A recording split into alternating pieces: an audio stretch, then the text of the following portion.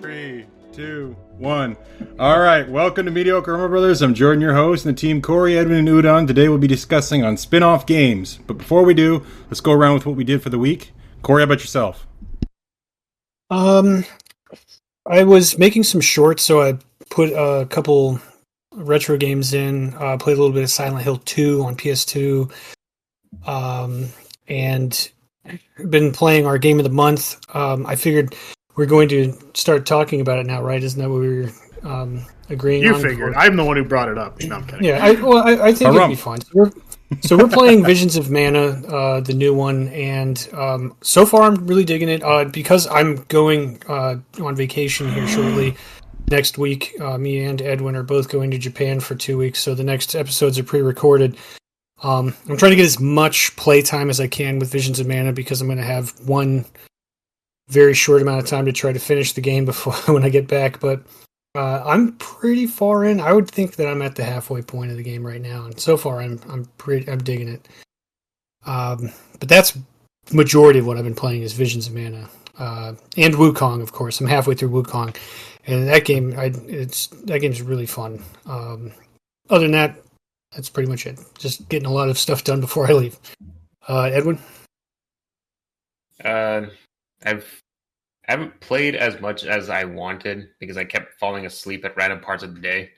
But you just walking around and you just fucking collapse. You wake up 10 minutes later. God damn it, I hate it when that happens. Took a 2-hour nap at the grocery store.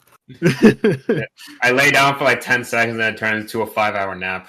Those are the good ones. I am jealous of your abilities to do that. The key is I wish I didn't have that ability. I drink so much fucking caffeine. That's the whole point, is to not for that to not happen. I can be tired as shit and I can't fall asleep worth a damn. I can't do it. I have to be in a bed, and even if it's not my bed, it's even worse.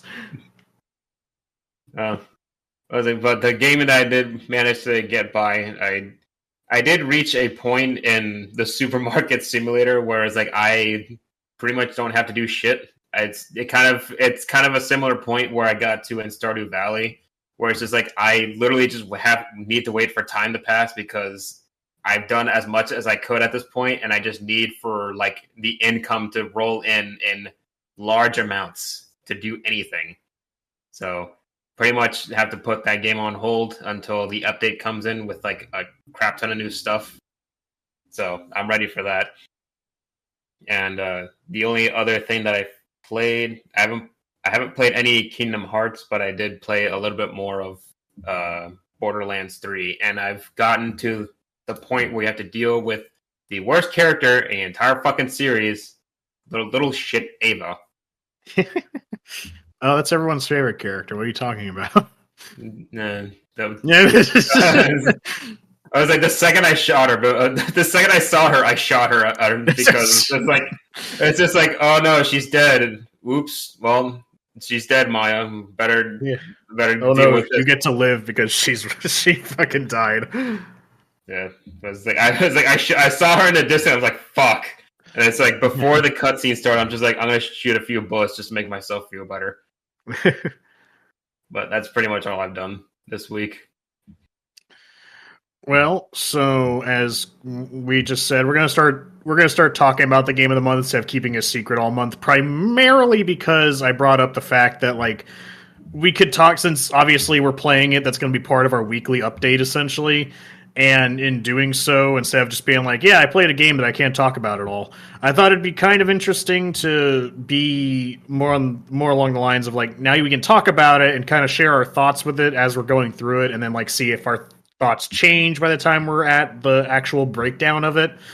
Instead of just waiting until when we put the poll up prior to the game to reveal what we're doing. That way we just have a little bit more interesting things to talk about. But yeah, that being said, I've been playing Visions of Mana because mine came in on Monday because I live in the middle of nowhere and I have to order my games off online. But I haven't played a Mana game before, and so far I am really, really liking it. There's a couple things that I find kind of strange. I don't know how the other games play, but when they basically set up in the opening cutscene of like yeah, we're the alms, and we go and, sacrifice our souls to the mana tree to, to keep the mana flowing, essentially. And if we don't, everything dies. I'm just like, this is dark as shit. Like, this is really fucked up. I said it in our group chat, and I know no one else gets it but me, but this is just like almost a play-by-play perfect setup for what I can imagine being a whole fucking Singularity and Fate Grand Order, where you come into a place, you get to know these people, and it's just like, oh, we're gonna make our pilgrimage to the big magic tree. And it's like, oh, what are you gonna do there? It's like, give up our souls. It's like, oh, that's not cool at all. But everyone's just all bright. The fucking game is so damn colorful, bright, and cheery. And I'm just like, every time someone says something, there's just this hovering thing over my head saying, they're going to die soon. They're going to die soon. They're walking to their deaths right now. How far did you get in it so far? Like, you met Karina? Yeah, I mean, I'm not far at all. I just met Karina, which I did put the voices on the Japanese dub initially, but I'm like, you know what? I'm not giving the English dub enough of a chance. I didn't even give them a chance to speak. So I'm like, oh, I'll give them a chance. And so far, the English dub isn't bad. I rather like it, except Karina has this southern twang accent, and that drives me nuts. But I kind of like it. It grew on me a little bit because her attitude is kind of fiery too. So she's not like an idiot. I mean, I live in the South, and that fucking that accent A annoys me, and B, I wouldn't probably dislike it as much if her voice was deeper, or not deeper, higher, because she's like, I mean, I'm sure they're just doing the anime thing of just like, she only looks like a child, but she's actually like fucking 500 or some shit, because they say like the dragonkin people can live really long or some shit like that. But she does essentially look basically like a lolly or something along the line. So I imagine her voice being higher, but it's way too deep for me. It doesn't seem to like fit her character. That's what's really annoying me about it. I could probably live with the accent, but it just, I don't know. The voice actress isn't doing a bad job. It just does, I don't know. I don't feel like the tone, the pitch fits the character. Well, that's a minor complaint, all things considered. So the one before this was Trials of Mana, and that one follows they're trying to get the Sword of Mana to stop this like demon thing from like emerging. So it's not like a regurgitated process of like, all right, let's go on this pilgrimage. This is like a unique story to itself. Okay. So that's kind of cool. Like it's kind of like Final Fantasy. It's like a familiar world, but just a different plot. Yeah, I mean, we'll see how it develops, and I don't want to turn this all into just talking about Visions of Mana, because I'll have to talk about the last time. But that's just like my first thoughts about everything. I am enjoying it though. The combat's really fun. Exploration's fun. Character design wise, I'm liking everything. The only thing I don't like, I mean, I even like Val, and I have a hard, Val's the main character that you play as. And I usually have a hard time liking the main protagonist. I think he's endearing. I think my only problem is that I hate his haircut. His haircut looks silly to me.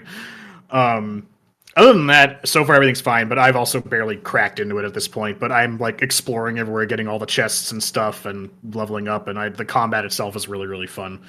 But aside from that, playing more Arceus. In fact, while you're watching this episode, you're probably watching my gameplay of Arceus in the background. I was going to try and get some Pokemon Mystery Dungeon footage, because that's going to be one I want to talk about a lot. But unfortunately, OBS is having a poll up its ass concerning Mystery Dungeon and wanting to die. It kept crashing. I don't understand why. Then as soon as I start doing Arceus, it's like, all right, I'm cool. I'm like, all right, whatever. We're doing Arceus then, I guess.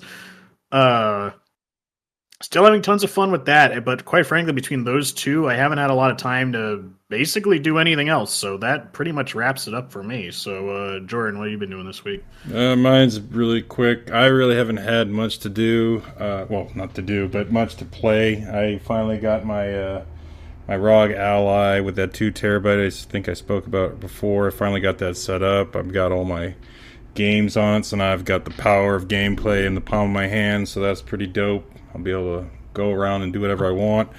But at the same time, I'm going to be starting the Visions of Mana myself, hopefully today, and be able to talk more about it. But that's pretty much all I have on my side. So we'll go ahead and just jump into our polls. So our polls was, what do you look for in spin-off games? Was it A, different gameplay, B, different characters, C, different story, or D, different timeline? Winner was different gameplay. What do you guys think about that? Well, I mean, it's the most obvious answer because that's probably what defines a spin-off game the most. Because I mean, it was arbitrary because usually all of those things you just described are in spin-off games all at once. It was more like which one do you like, more. But I think to define spin-off games specifically, I was thinking about it, and it's like a spin-off game is, I mean, it seems obvious when you think about it, but like spin-off game is like basically taking existing IP, but using the IP to make a different game that has basically the whole gameplay has changed, but you're still using that IP.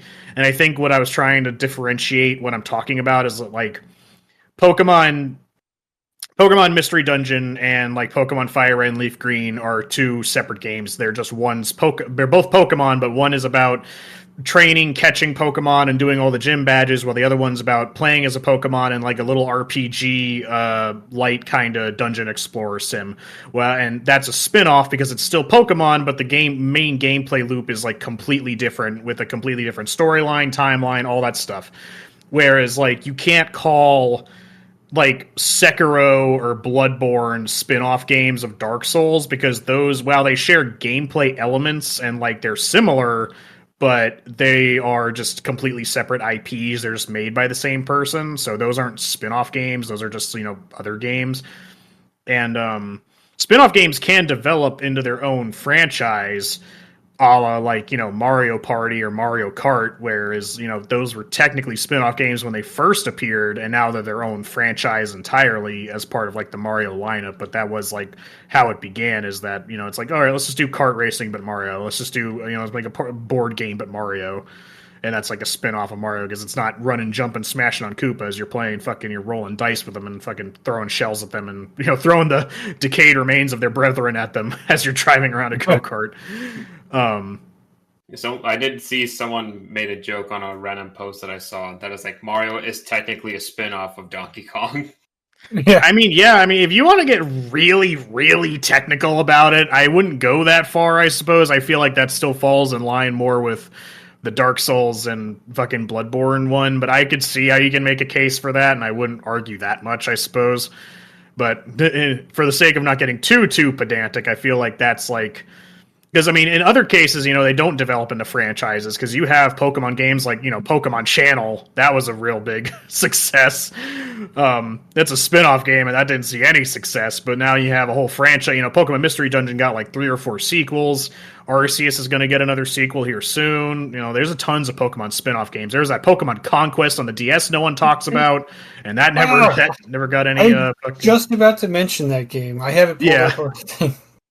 Yeah, that one, I've actually never played that one. I've always wanted to, but Pokemon Conquest was on the DS, and that was a really weird spin-off game, but it did not do well at all, so that one never saw the light of day again.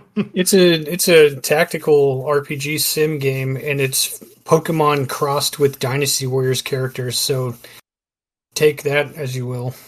I mean, everyone say, people talk about Arceus has taken place in the past. That was like Pokemon Conquest was like feudal era Japan, fucking samurai warfare shit, but with Pokemon. Yeah, warring states shit. That one looked really cool. I know that it's a very expensive game too. If you I'm gonna keep my eye out for it. Yeah, I'm actually kind of excited because I mean, Corey and Edwin get to go to Japan. What they were doing, I was planning on going with them, but another time. But now I'm going to Massachusetts while everyone's going to Japan. So we're in the next 2 weeks. We're going to have episodes still. They're going to be pre-recorded, but we're still going to have episodes the next 2 weeks. So if we're talking about the monthly game in secretive terms, that's why all of a sudden.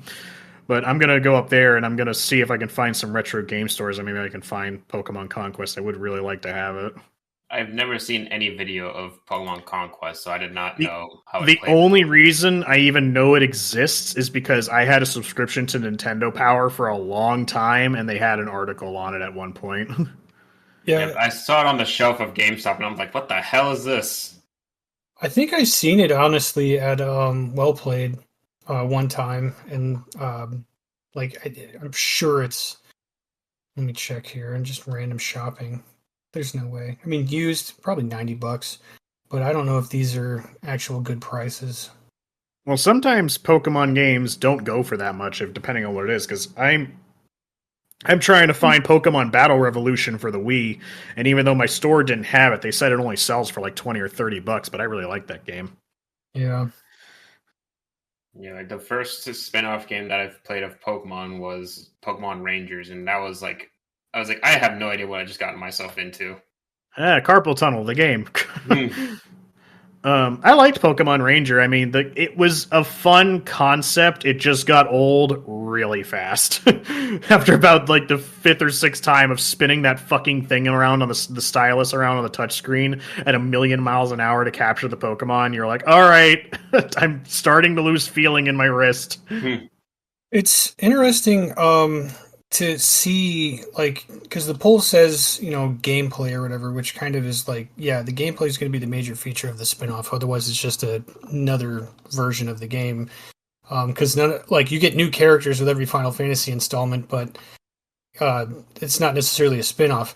However, what seems to happen with spin-off games most of the time is they make a tactical game. And I don't know why that is. I don't hate it, but it's just strange. I think there's Final Fantasy Tactics. You have this Pokemon Conquest game. There's Project X Zone, which is just a massive crossover, a bunch of Capcom properties. And that game is another kind of strategy game where you move across the map. And fucking Persona 1. Yeah, then you got Persona Tactics. You have Mario and Rabbids, which is basically XCOM. I don't know if Persona is like XCOM. It seemed like it had... It is, but it doesn't have percent. Thank God, because that's the main thing I hate about XCOM is the percentage-based attacks. Because I did play Persona 5 Tactica. I haven't finished it. I don't know if I will, because tactical games are like meh for me. But it's like you can either hit them or you can't. There is no percentage-based thing, which I kind of like. Like the percentage-based thing that I have, I think Mario Rabbids Kingdoms or whatever does it pretty well, because it's like, oh, they're behind cover. You have like a chance to hit them or a chance that they'll duck behind the cover and stuff. But like XCOM, and I beat that game, and that was a massive struggle bus. But I would just be standing directly in front of an alien, and it'd be like, you have a 95% chance to shoot him in the head. And then it's like, okay, do it. It's like, miss. I'm like, are you kidding? Game, as a gacha player, my life is based on percentages. And sometimes I just don't want it to be that way in other games that I play. I mean, hell, I think I recorded it, but you're going to see in the gameplay footage in the background, if you pay attention, at some point I'm using my fucking Stantler to do a move that I have to do to get it to a fucking evolve, which I was doing it the wrong way anyways in hindsight. But it has a 90% chance to hit, and it has 10 power points. And I think it missed like 6 of the 10 for 10% chance. I'm just like, are you fucking serious? That kind of shit annoys the shit out of me. That's why I tell Jordan when we're playing Pokemon, just use Thunderbolt because it has 100% accuracy. That way when you need it to hit, it won't miss. I love and hate percentage-based gameplay, but that's kind of what kills me for tactical games. And I think we just see a lot of those because I mean, I'm just pulling it out of my ass here, but I'm pretty sure Japan just likes those types of games. Yeah, I mean, Mega Man Battle Network was an entire spin-off of like the Mega Man franchise with an entire new playstyle, and it's not necessarily a tactical game, but it does adopt that type of gameplay with the grid-based battle system. And I've seen that with a lot of stuff, and I know like games like Disgaea are very popular, and that's a tactical game. Fire Emblem is a tactical game, but like I remember seeing it a little bit as a kid when I was going to the game. The games used to be marked RPG Sim, so that you knew this was a grid-based RPG and not a typical turn-based RPG, because like a lot of the times I just didn't want to play those. But then I played a game called Vandal Hearts. Mm-hmm. Nope. Corey died. Nope. Okay. And then I was like, oh, this game's played. Oh, there you go. Corey, you're drifting in and out of you're drifting in and out of the danger zone. Am I good? You're drifting in and out of there for a second. You might be now. I don't know. You can go back to what you were saying. Nope. Am I good now? Yeah, try it again. Hear you now. Okay. So, shit, I don't even know where it was cutting out at. Anyways, you got to Vandal Hearts or whatever, Oh. and then you cut out. yeah, so playing Vandal Hearts, that game is really good, and I was like, oh, I really like this. And then I played Fire Emblem on Game Boy Advance, and then I got into the Disgaea franchise, so I was like, oh, this is really cool. And then seeing other games have spin-off versions of this playstyle, like Final Fantasy Tactics is one that's really cool, and then they had War of the Lions on Game Boy Advance. I kind of like grew on me a little bit because it's kind of like a chessboard. And since I like to Disgaea so much, a lot of these other ones aren't as ridiculous, so that's kind of nice. I mean, with the tactical stuff, because I think I said it before, but like Smash 4 introduced me to Lucina, which introduced me to Fire Emblem Awakening, and I played that, and I liked it fairly well enough, and then I played Fire Emblem Fates, which I liked fairly well enough, but then, I don't know, there's just something about Three Houses that, now we're not even talking about spin-off games, just the main fucking series, I'm just commenting on the tactical shit, but at some point it just becomes too much to fucking keep track of, essentially, for me when it comes to those tactical games. Well, yeah, and sometimes like you find like spin-off games, like they can be better, or at least like add an addition to the thing that you enjoyed, which is kind of nice. Like rather than it being just like, oh, you have Crash Team Racing, it's like, oh, I wanted more of the Crash verse. Like, not really. Same with Diddy Kong Racing. It's like I didn't really need to have more Donkey Kong in my life, but like I do like that game as a game. Like I don't care that it's these characters from stuff. I think even Banjo's in the game. Like that's kind of a fun game, and that's another genre that people tend to make. I mean, Final Fantasy has one, Mario, Donkey Kong, Crash, SpongeBob. What is it? There's another karting game. Yeah, Sonic Racing. Go figure. The guy who runs fast has a racing game where he slows it up a bit, by driving. Even in Sonic, even in Super Sonic Racing, when they're all on foot, it's just like, how are you able to even keep up with him? He has to like slow down so everyone else has a chance. He wears ankle weights. Yeah. Don't worry, guys. I'm playing with a handicap, so we can all have fun. Sonic, stop it. I loved that game so much when I was younger. I played it like I unironically listened to the fucking Super Sonic Racing. Gotta keep on the ground. Yeah, I love that song. I think like when that song played again and like more recently, I'm just like, what is happening to my mind? It's opening. It's called brain rot. I think the racing genre though is like my least favorite of the spin-offs that you could get. Probably one of like my favorite ones is because I just like action games is the Musou games that like everybody seems to make one of those too. Fire Emblem, Persona, Zelda even has one. Berserk, Attack on Titan. It's just like there's a giant battlefield. Somebody needs your help over in this area. Hurry up and get there. Gundam, just press square a lot. Fate. Yeah, Gundam was really fun. Fate has one. I feel like just every franchise almost has one. I got Mystic Heroes is a game that's kind of, I guess, in the vein of, because it's Dynasty Warriors Mystic Heroes, I believe, but like that play style, everybody just goes like, hey, Koei, can you make one of these for me? And they're like, yeah, sure. That's no easy. Problem. $20. Yeah. So how many guys do you want him to be able to hit at once? Like 30, 40? Like, yeah, that's fine. Well, probably we don't give a fuck. Realistically, probably doesn't cost fuck all to like make, because it's like, all right, like 90% of the code is already done because we're just gonna reuse most of it.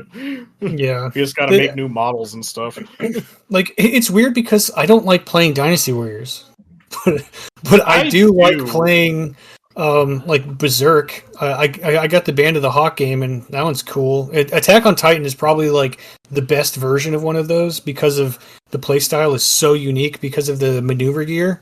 Like that game is just fun to play. I mean, the graphics aren't really that great, but those games aren't made to be like visually stunning.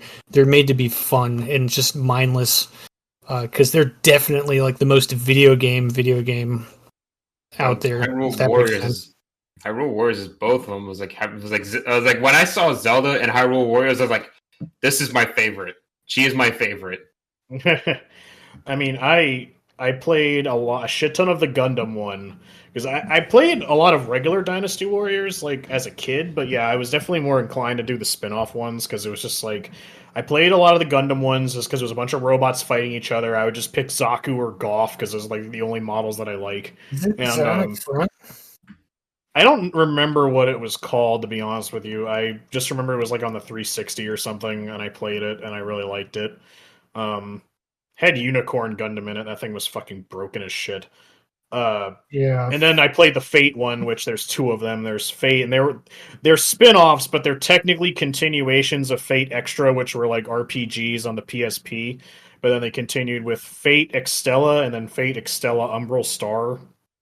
And I've played Fate Extella, and I've beaten all the paths in that, but I haven't played Umbral Star yet. I don't have it yet because I want to get a physical copy. And I like them well enough, but like I have to do them in bits at a time because it's like, oh boy, this again. It's like here's another area where I just press square and then occasionally triangle until I win. So it's just like if I really want to just like turn my brain off and just like fucking slap on some music or something and just really zen out and just kill shit, yeah, I'll do it. But then it's just like after about doing that for an hour or two, and I'm just like, all right, my head actually hurts because I'm just doing the same repetitive thing over and over and over again. Well, it's not Zionic Front. That's the one I played. That's a different mission-based one. You're talking about, and I can't believe I didn't figure this out. The title is Dynasty Warriors Gundam. It's my god, very, very fucking literal. Yeah, It's funny. and oh, go ahead. No, I was gonna say, yeah, I remember playing this. I think I played a demo of that.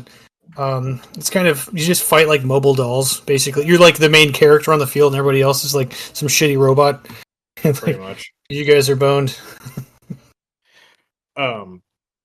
Yeah, but like one of my favorite spin-off games that it's still developed in its own franchise, and I already said it was Pokemon Mystery Dungeon because Pokemon Mystery Dungeon started with Pokemon Mystery Dungeon Blue Rescue Team and Pokemon Mystery Dungeon Red Rescue Team, and basically the only difference was that one was on the GBA and one was on the DS. And I played Blue Rescue Team on the DS. Really, the only difference is because the DS you have another screen which you just use to keep track of like your status and shit like that. Otherwise, the games are pretty much exactly the same. But I think Corey said it at some point because it kind of like Dynasty Warriors, Mystery Dungeon started as like I think it was like Chocobo Mystery Dungeon or something. It started as like some Final Fantasy, it's one of those dungeon crawlers where you move, they move thing. Yeah, and it's like procedurally generated like levels or randomized layouts and stuff like that. But it's with Pokemon, and you play as Pokemon. Like there's no humans, there's no trainers. The literal plot is that you get isekai into becoming a Pokemon in a Pokemon run world, and you just go into these dungeons to help rescue. In the rescue team, literally, you're rescuing Pokemon from like feral Pokemon, essentially. But what was really neat about those games is that they had really good narratives. Nothing super groundbreaking, at least with Blue and Red Rescue Team. They got pretty emotional though, and then you had their sequels, which was, I think it was Explorers of Time and Explorers of Darkness, and then you had like they did the typical Pokemon thing. It's not typical anymore, but back then when they did like the two versions and then combined them into one because they had Darkness and Time, and then they had a third one that came out that was Explorers of Sky, and Mystery Dungeons Explorers of Sky, holy fuck, that is such a good game. It has so much damn content in it. And, well, it's like the other ones. It's basically the same game, but with just than the previous two, just with a couple added extra bits sprinkled on top.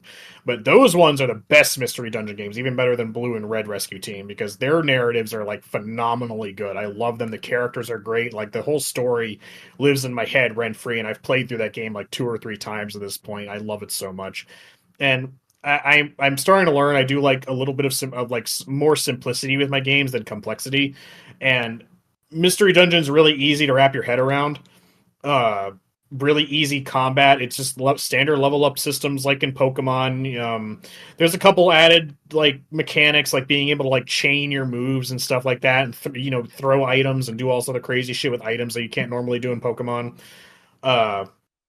Have like 4 people on a team and maneuvering and organizing your team as you go through the floors and stuff.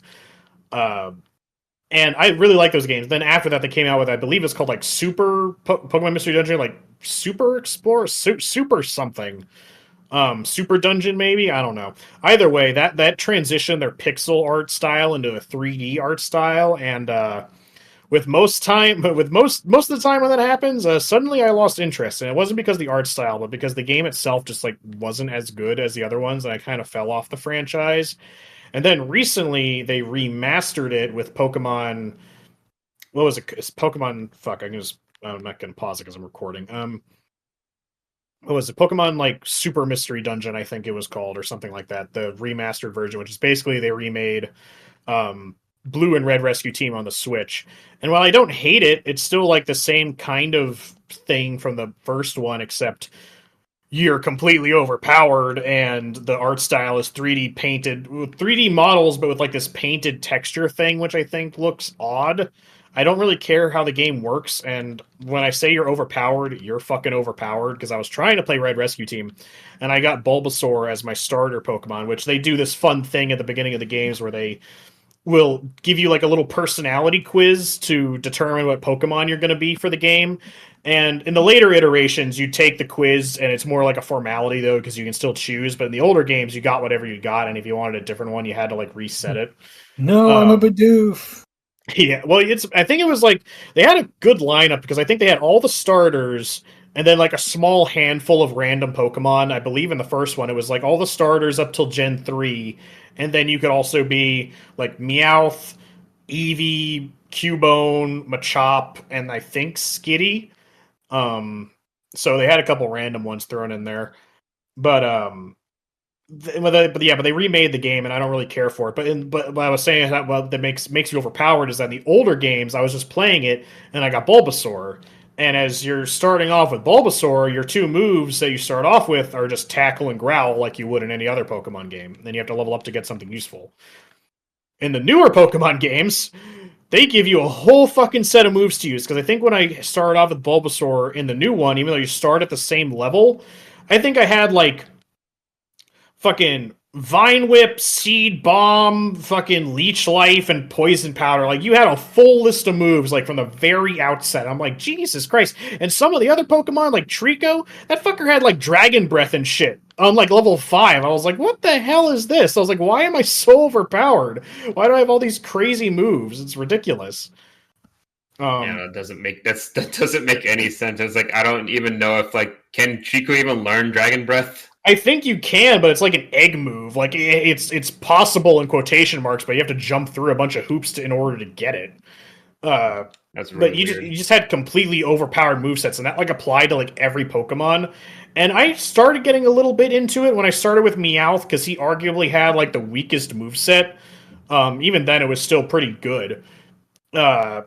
And I got into it a little bit. There were small changes they made that made it a bit more enjoyable to play, just quality of life stuff here and there, but I just can't get over the art style, because I just vastly prefer the pixel art style to the 3D models with the weird painted textures. Like, it looks fine ultimately, but like, I don't know. I just can't It looks get like into it. Pokemon Park, because I'm looking at it right now.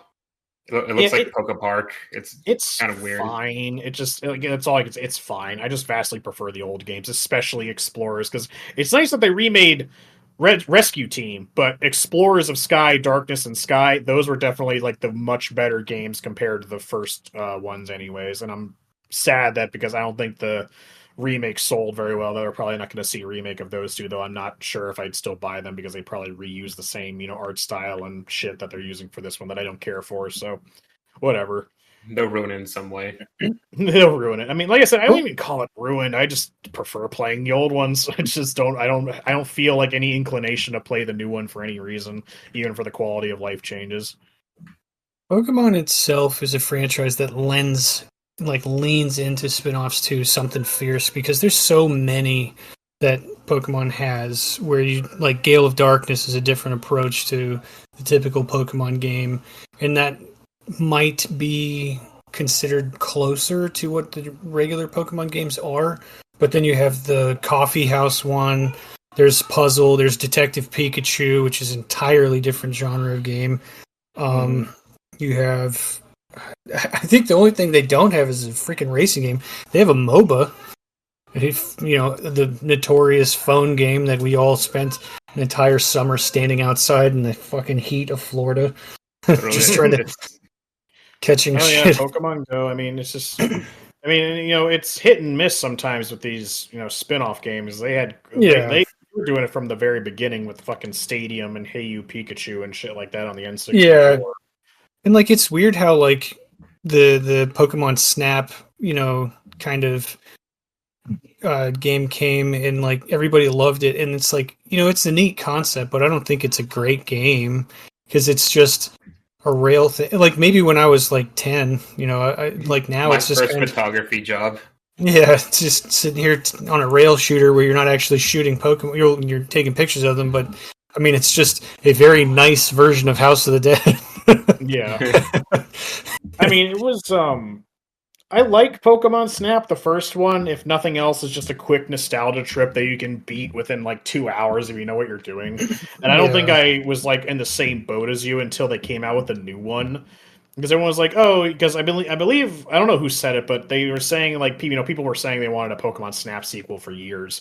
And he's like, well, we're not going to make one because we can't really we're not going to do one until we can do something like innovative with it. Because like, what are we supposed to do? Yeah.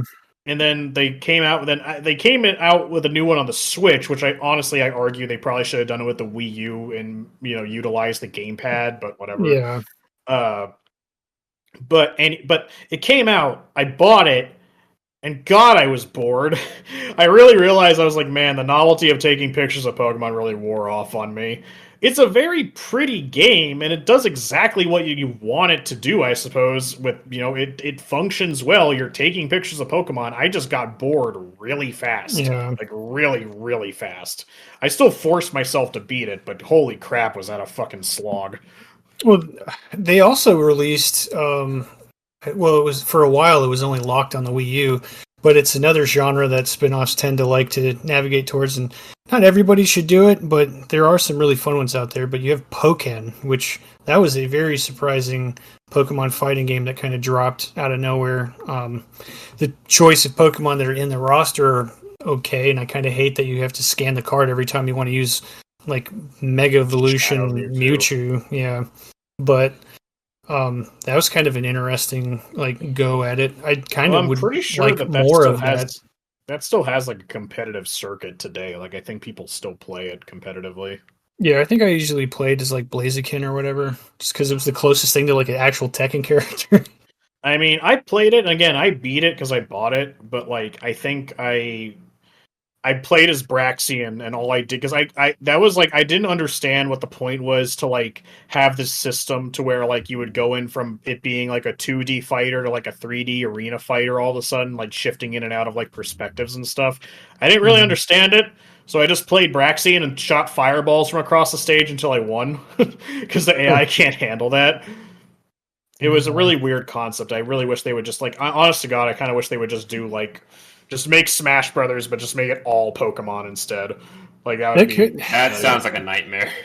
I mean, it could have some balancing issues, but I think it would work. I mean, the closest thing that we've had so far is what is that? Pokemon Unite or whatever. And I mean, it's not a fighting game. It's just the closest thing to having a bunch of Pokemon on screen at once fighting each other. Relatively like full active combat. But I didn't really like that one. I played it a little bit, but I just didn't really care. I say the Wii, the fucking Switch. I mean, I played it over at your house to try it out, and I just wasn't impressed because even in the menuing, the fucking frames were dropping and shit. I'm just like, why does this run like ass? Yeah. It's a phone game, for Christ's sake. It's like, what? You can't even get the menus right. Why is the menu causing the fucking Switch to chug? I don't get it. Like when it comes to like the fighting game things, there's most of the Nintendo ones are like, oh, I wish they were in the fighting game. It's like Fire Emblem doesn't have their own standalone fighting game, but it's like, yeah, but there's a lot of them in Smash Brothers, so you could basically just look at it that way. But like Persona has a fighting game. Final Fantasy finally got a fighting game instead of guest fighters and like Air Guys and Smash Brothers. They had what is that game called? Dissidia. Dissidia. And it's fun. But at the same time, I don't like how floaty it is because everybody like basically can fly, and it's kind of like the Kingdom Hearts combat but for like, Cloud and all these other characters, they're just from across the franchises. So would you count collaborations as spin-offs? No, I mean, not really, because it's not a dedicated like title to whatever that IP was. Like what context though? What do you mean? Because kind of like what you said, like Super Smash Bros. And stuff, like it's not really a spin-off, it's a collaboration. I'm not sure if like Dissidia has like other outside of Final Fantasy characters or something like that. But they might have like an original character to Dissidia, but like I don't remember. I haven't really played them like that. I just have kind of played them off and on and tried both of them. I like the cutscenes and stuff, and seeing all the characters from the franchise come together like in one location is pretty cool. But I mean, at the same time, it's just like, it's a neat concept, but not for me. Because I much would prefer like the way Persona had approached it. Where it's like the 2D Street Fighter style of fighting games. Yeah.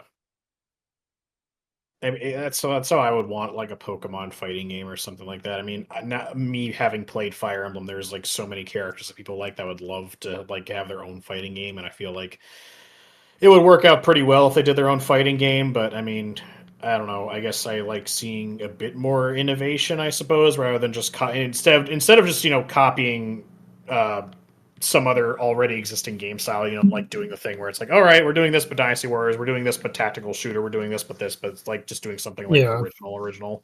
Which I say after saying Mystery. Like the Mario DDR game on the GameCube. Oh, Jesus Christ. Weird. You want to talk about a fucking weird one that I love that'll hurt your hands? I love the fucking... I mean, I don't know what... Live Extreme. Who knows? No. There's like the best spin-off in the entire planet. But I was going to say, I'm like, I don't know what the mainstream of Donkey Kong would be, but fucking Donkey Konga on the GameCube with the fucking Bongo controller. Yeah. That shit's fun, but holy shit. Rhythm games, those seem to also like exist across a lot of platforms because, the Persona's Dance All Night, Donkey Konga, the Mario DDR. I don't know if it was DDR with just a bunch of Nintendo songs added to it with other random songs. I just remember seeing a picture of Mario breakdancing on the cover and was like, what is this? It was its own adventure game. Like, I'm fairly sure it was its own thing. It just had to use a dance pad to play. There's the Cadence of Hyrule, which is kind of a rhythm, kind of a regular game, but that's kind of a cool... it's a collab spin-off because they allowed that dungeon dance game. I can't remember. Yeah. It is... and then... Necromancer or something like that. Oh, yeah. Necrodancer. Yeah, that's what it was. Yeah, you have... what is it? Kingdom Hearts has a rhythm game that's somehow canon to the story, and God knows what they're doing. That no one fucking talks about.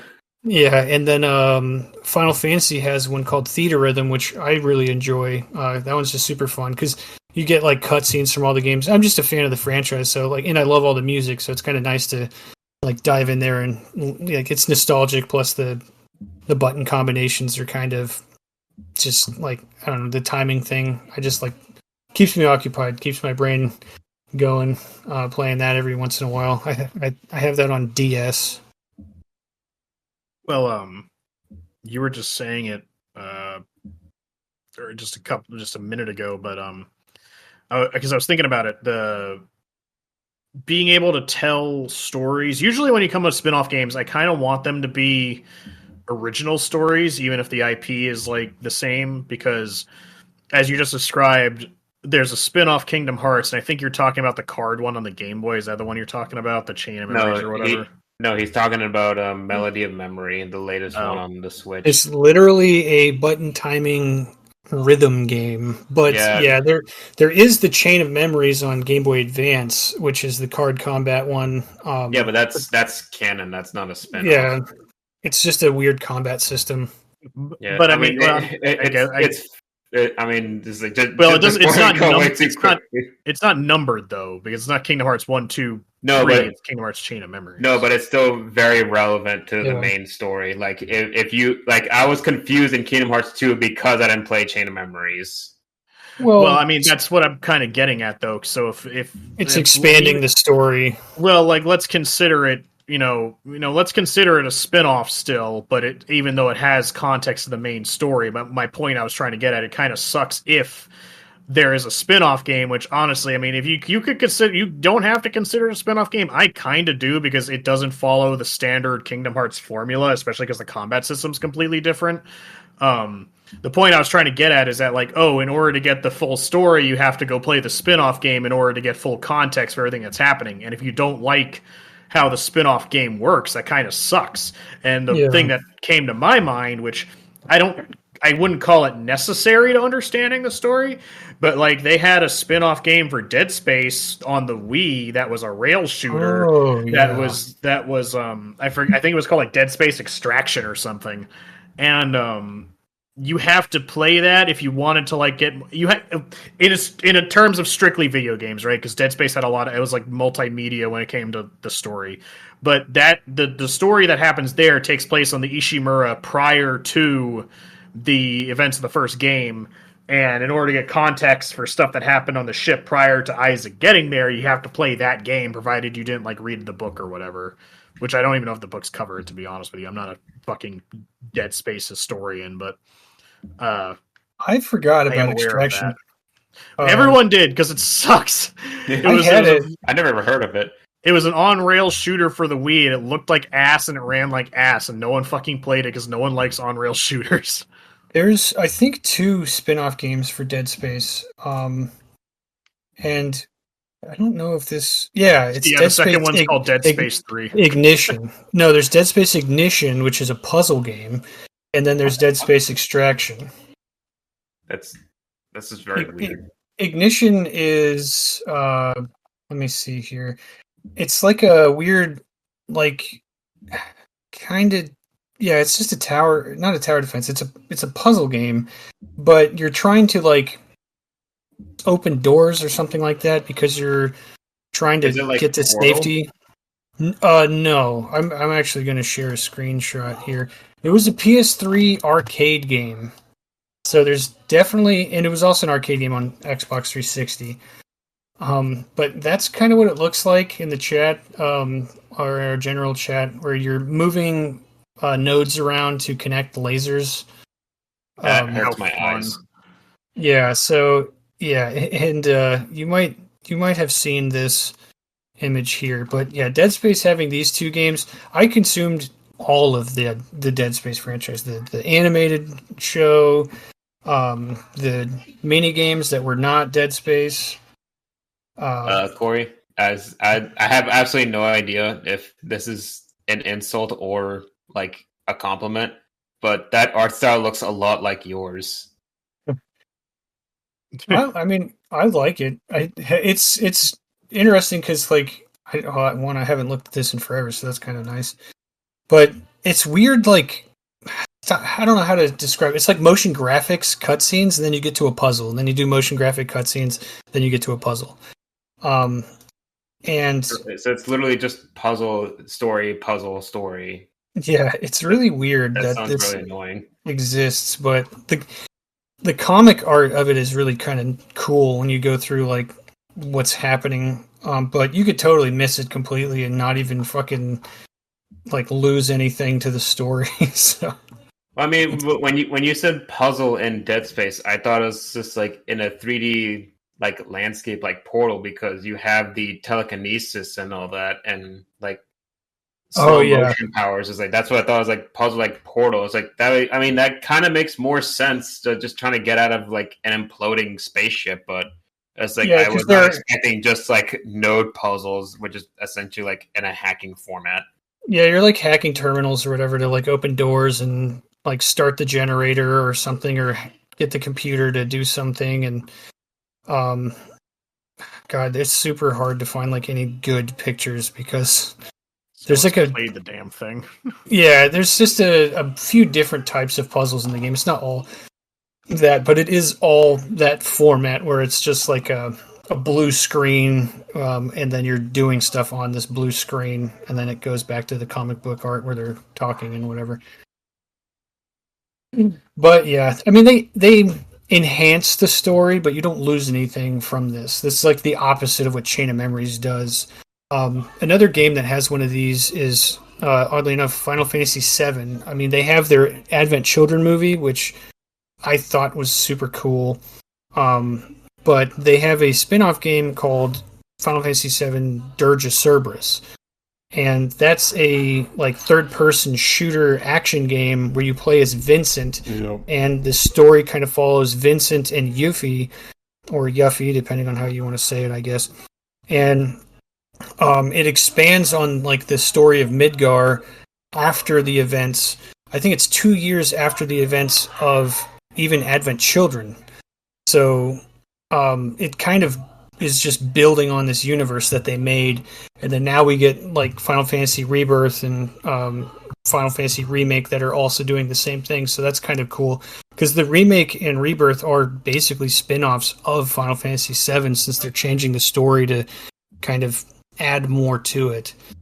And I mean, I'm down for that. I do like that world. I think those characters are interesting, and like for Dirge of Cerberus to like exist and be like, I don't know, completely different play style, but not like an absolute shit game is kind of crazy, because you could also go to Link's crossbow training and it's like it's a fucking Wii U tech demo. Yeah, that's not necessarily fun.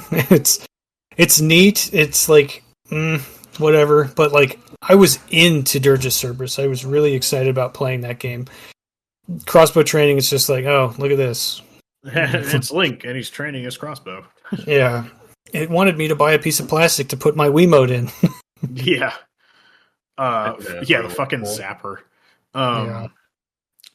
I was going to say, I know it doesn't happen often, but if we're going to get technical about it, even though I don't know if I consider it a spin-off, I guess it kind of is. I know most people consider it a spin-off. But in the rare cases, the spin-off either overtakes or like becomes even more popular than what it originated from. And while I like Persona a lot, I don't know the exact specifics on this. I believe Persona, we've said it before, but I know Persona was originally like a different kind of game to Shin Megami Tensei. I don't know if I consider it a spin-off, quote unquote, but it came from a different pre-established franchise, and now I think I'd easily say Persona is miles more popular than the regular Shin Megami Tensei series of games is. I think it's because the characters are more like lighthearted, I suppose. Well, because the Shin Megami games are so brutal. Well, they're hard as shit, right? And Persona, I know, is not nearly as hard as Shin Megami Tensei, so I think that difficulty is probably a barrier to entry for a lot of people, and it's much more lighthearted as well. Well, lighthearted in quotation marks, because Persona goes some really fucking dark places as well, but it's just more like approachable from like a look at these anime characters standpoint, where like the art style is still the same across the Shin Megami games, but the Shin Megami games are always just like dead staring you. They're like, you're not going to have a good time. And you're like, yeah, I know. Here's $60. Life is pain, but so is death. Yeah. Nocturne was just a struggle bus like the whole time. I still got to play Shin Megami 5. But yeah, the Persona franchise, like you would think that that's what they started with. Right. Especially, you would think the first one is Persona 5 or whatever, Persona Royale or whatever, the one that everyone talks about all the time. Because that's like 5 is like easily taken over as the most popular one by far and large at this point. Yeah. And I mean, most people don't even know it is like a spin-off of a different game. Persona's just always been Persona, essentially. But like I said, I don't know if I consider that especially because it's not meant to be the same game, because I'd almost consider Persona the same as... Ooh, there's a space field distortion over there. I almost consider Persona in the same realm as I described earlier, where it's like a Bloodborne versus Dark Souls situation. Like similar-ish things. It's a bit different because they share enemies. Like they do share similar assets between both games, but they are different, almost different things entirely. I don't know. It's difficult to quantify exactly when it came to that, so I'm not entirely sure. Well, it's kind of strange because Final Fantasy Tactics and Final Fantasy 12 kind of take place in the same world, but they're two different games that have nothing to do with each other. Mm-hmm. So, There's a spin-off war happening in the background. yeah. It's But like, then, like, on Final Fantasy Tactics has like guest characters. So you can get a secret character of like Cloud. There's some very specific shit you got to do. But then, like, all of a sudden he's in the game, and you're like, oh, forgot just because that game's really popular, and you put him in here. Okay. Yeah. I was like, you while you were talking about like the Final Fantasy and everything, it was like I was just thinking about like, I was like, what games is like similar to that to me? It was like, oh right, Shadow the Hedgehog. I was like, Yeah, there you go. That's a fucking spinoff. yeah, it's like, well, it's like technically it still plays very similarly to Sonic because they're essentially the same character or same creature. It was like Shadow still does a lot more than what Sonic. But he has guns, Edwin. He's cool. He has guns. guns. He has guns and he rides vehicles for no apparent reason, even though he's faster than all of them. Because it's cool. And Okay. he's got soap shoes for grinding. You don't understand, Mom. It's not a face. Yeah. Brush his hair from the face. I mean, the interesting part is just like it's like I learned it was like Shadow was like he was supposed to be like a throwaway character for Sonic Adventure 2. It was like, oh, he actually died in the end. It was like, but now he's too popular, so like we can't just kill him. So it was like, well, here's Shadow the Hedgehog with his own original story that was never originally intended. So like, just make up your own. That's what the whole game is. And now he's in the movie. Yes. And now he's in the movie. The only movie this year besides Godzilla. Did I see Godzilla -1 this year? I think I did. It's been a long year. Fucking the only movie I'm looking forward to actually coming out. Yeah. Mufasa. Yeah, that movie is going to get destroyed. I am very curious about the numbers on that.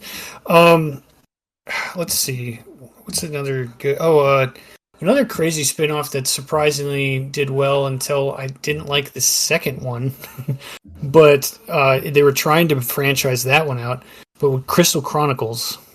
But even Crystal Chronicles has some spin-offs, which is even weirder. Oh. So it was a spin-off of a spin-off. Because you did Final Fantasy Crystal Chronicles, which was kind of like a top-down beat-em-up game where whoever got the short stick had to carry the stupid light around while everyone else got to have fun. And I think you play it with the Game Boy Advance or something. So I'm gonna I am the resident Crystal Chronicles expert, and I'm glad. Well, actually, is coming up. Yeah. Well, actually, I was actually going to bring this. I'm glad you brought it up because I thought about this prior to the episode. The power of spinoffs in this case that applies to me specifically in personal experience. Sometimes a spinoff can be different enough that someone's not interested in the main series, but they're interested in the spinoff title because of whatever they changed about it, which happened to me. I'm not a big Final Fantasy guy. I have nothing against the series. I just never found it very interesting personally. And then I remember, again, I had Nintendo Power for a long time as a kid, and they had an article on Crystal Chronicles, and I saw how it looked, and I'm like, this looks really cool. Because there was just something about it that separated it from regular Final Fantasy. Maybe part of it was because there was no party system. There is no turn-based combat. You kind of more or less make your own original character. You're not playing as Cloud or as whoever. Yeah, there's light character creation. Yeah, light character creation. Kind of roguelike in a sense, because I'm not going to get into everything about Final Fantasy Crystal Chronicles, but it's a game you replay over and over and over again to get further and further in the story. Kind of like Nier Automata almost. You replay it several times to get the full context of the story. But I saw it and I was really interested in it, so I bought it and I really liked it. Granted, and to answer Corey's question directly, no, when you're playing single player, you do not have to use the Game Boy. Playing single player, you can just play with a GameCube controller. I will admit it has its quirks because it has this really dumb thing where it has this, unlike regular Final Fantasy where it's just, explore an area, turn-based combat, yada yada. In Crystal Chronicles, they're preset levels with real-time combat, but you're only allowed to play within like this circle thing because lore-wise, the world's in like this permanent cloud of miasma, and you're set off in a caravan to basically get I think it's like mana dewdrops or something like that to recharge like this big crystal in your town that keeps that miasma at bay. And you have a small chalice with a little bit of that power to keep the miasma at bay wherever you go. But you have to carry this dumbass chalice everywhere you're going. And in single player, it's not so bad because in single player, you get a Moogle friend that will carry the chalice for you. Thank God. So it's not terrible.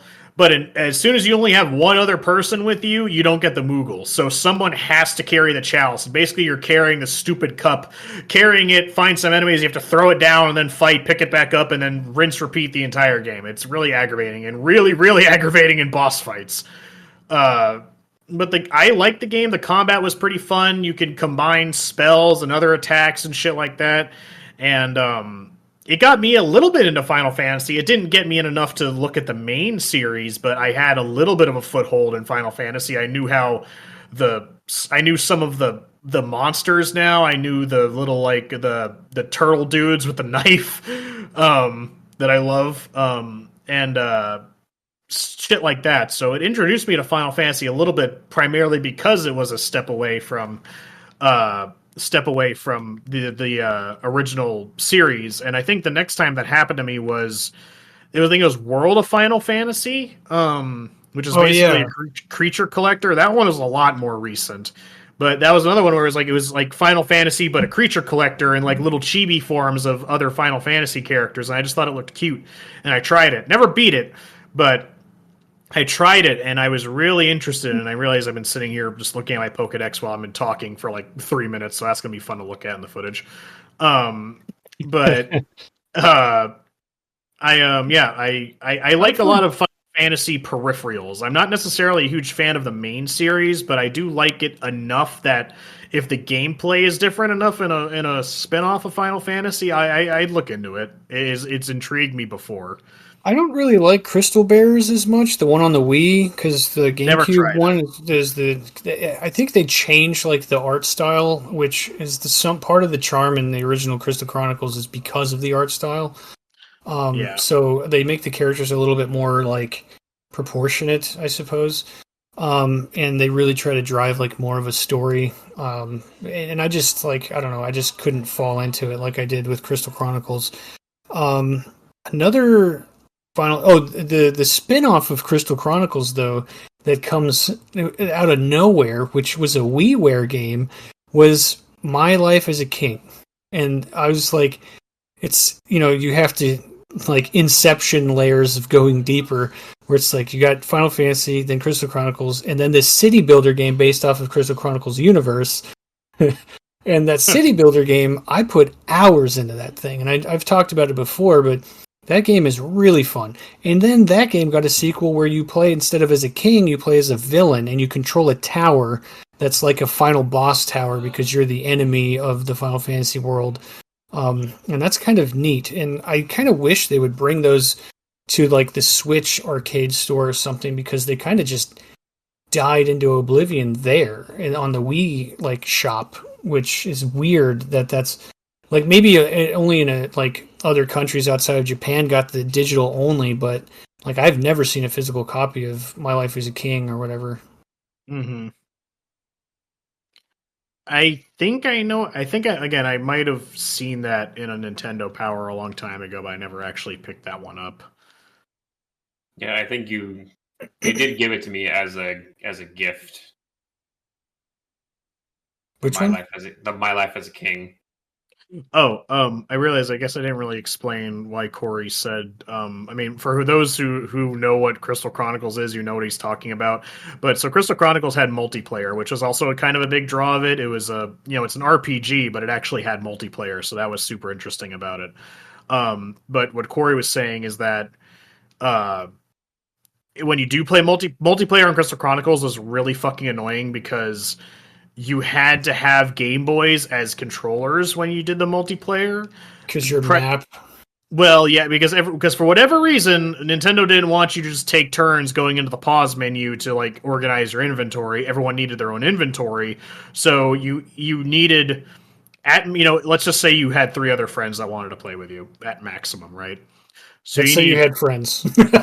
Yeah, let's say you had friends, just full stop. You need 4 Game Boys, so that's already hundreds of dollars right there, especially depending on whether you're talking about a Game Boy Advance or an SP. It doesn't matter, you can use both. And then you need 4 of the Game Boy cables that connected the Game Boy to the GameCube. You need 4 of those.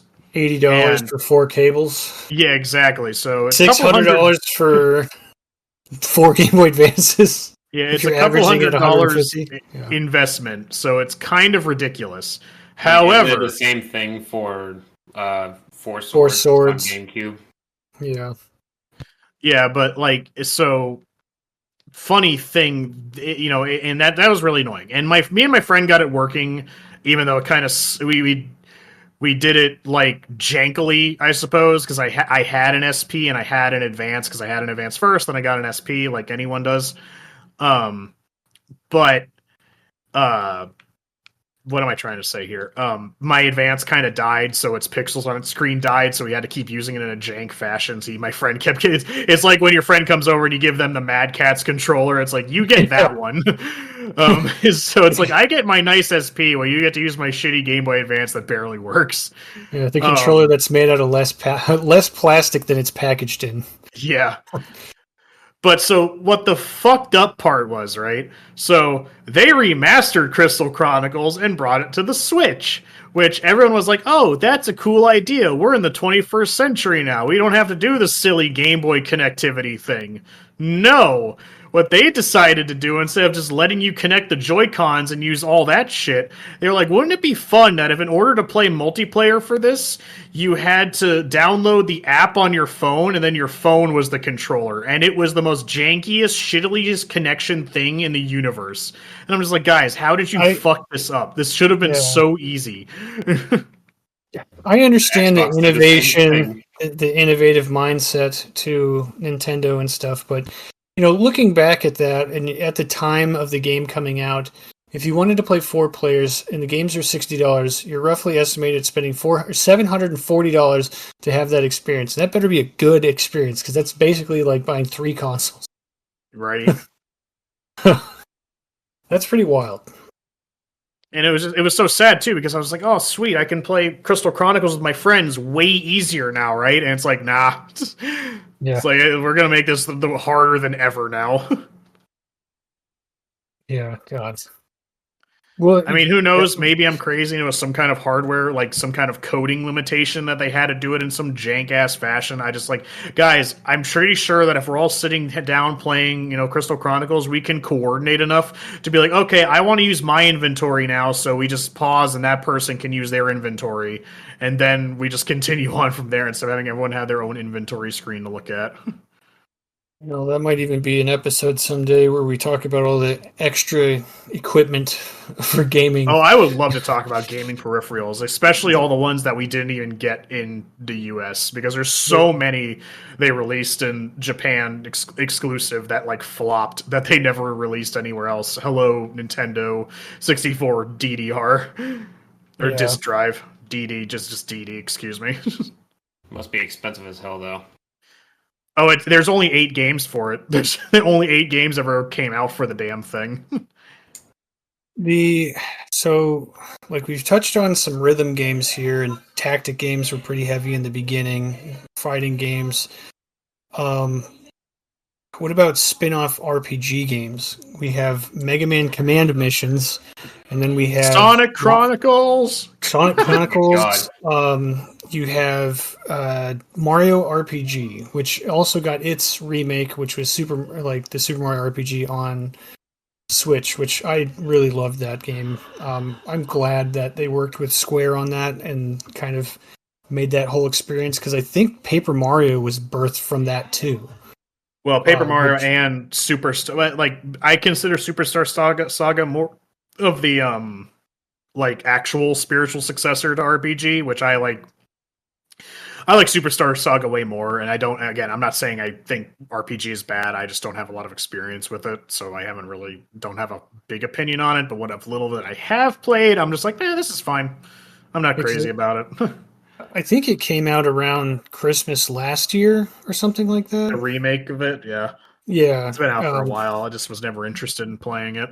Yeah, because I played the original on Super Nintendo, and playing the remake, I was like, I just like the graphics. I like the like little chibi-ish style that they went with. I thought it was very clean, but Nintendo knows how to do like very clean remakes because only they know their hardware better than everybody else that gets to develop for the platform.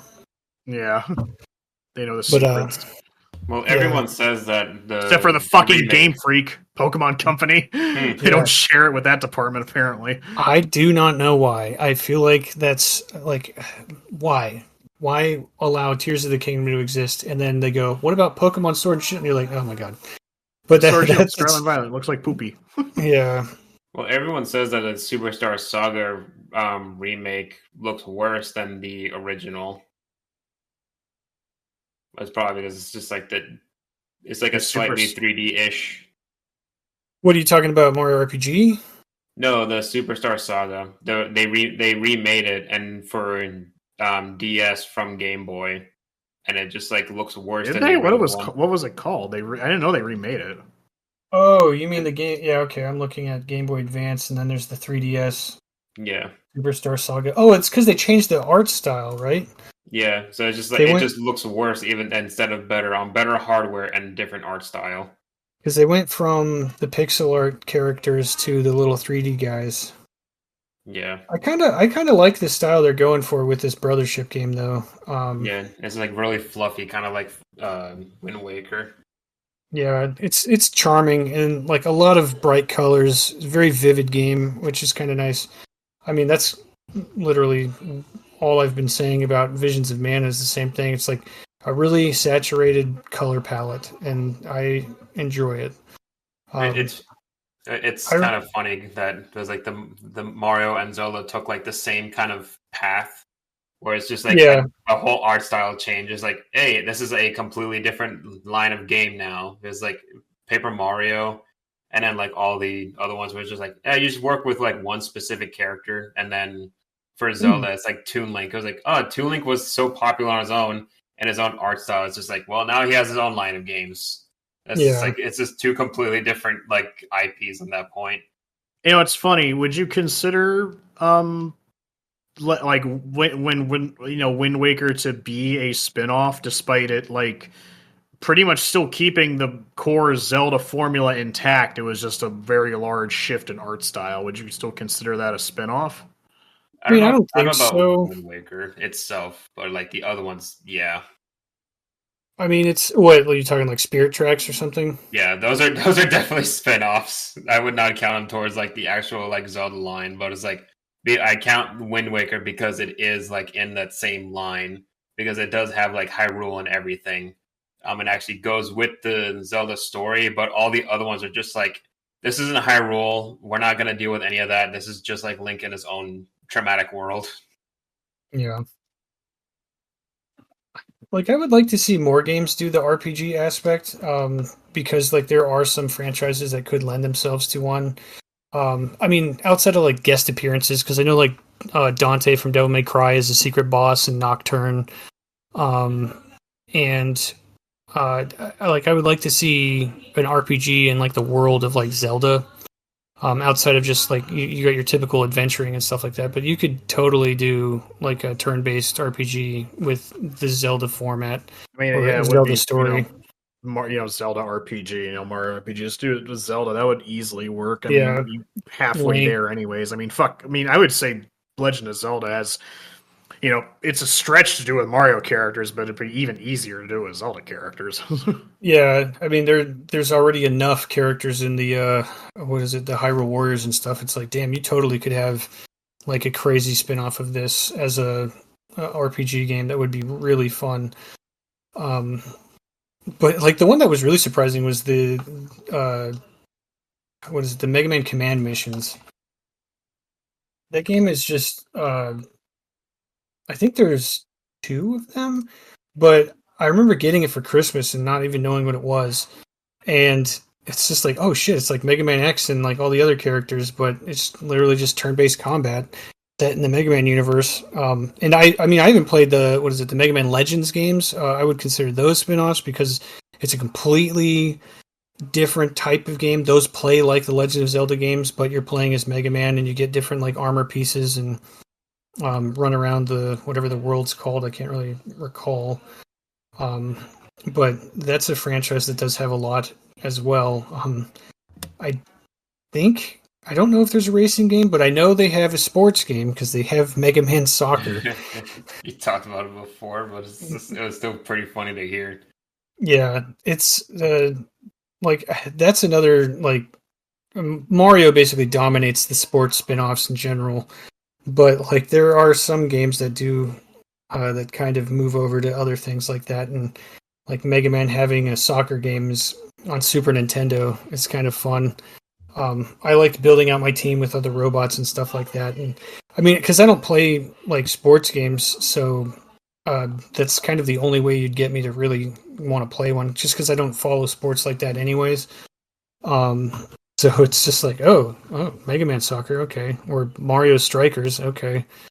Yeah, Mario Strikers. I think the only thing Mario hasn't done yet is like UFC, which would be really funny. That'd be fucking hilarious. Yeah. I mean, we got the WWE equivalent of it, like in the title. Yeah. Mario does WWE. Just something really simple. Mario Wrestling. MML. MML. Mario Luigi. Mario. There's Mario, and Mario Luigi. So what about you, Jordan? Does Tekken have any spin-off games? I don't really know of any. I mean, I know Tekken has numbers, right? So what's Tekken Tag Tournament? Doesn't Tekken go in numbers for their sequels? What does Tag Tournament bring to the table, or was that part of the main line of games? The Tekken Tag was just basically just a combination of gathering of all of the characters into one single game versus you have your 1, 2, 3, you're slowly growing and you're getting people as you're getting away from people. Tekken Tag just grabbed them all and threw them in together, and then Tekken 2 just had everybody up to, I believe it was like 5 or something like that. So you got like almost like 70 characters or some shit. Just a whole ton of people to play with. And but I don't know anything else on set. There's 2 spin-off games. Tekken. No, there is. There's that Nina Williams one. I never played it, though. I never played it. But Death by Degrees is what it's called, which is kind of like a weird... I mean, it's a beat-em-up game, not like a Musu game, but like The Bouncer. I don't know why that's the first thing that came into my mind, but that's the only thing I could think of is that style of game. What would you consider... No, that's not. That's probably just a collab. Street Fighter. There's Street Fighter versus Tekken. Does that count? I mean, if I wouldn't count Super Smash Brothers, so I don't know. I don't know. I guess I don't count Super Smash Brothers because it's such its own thing. But I guess if you asked me like if Marvel vs. Capcom was a spinoff, I guess I would say yes.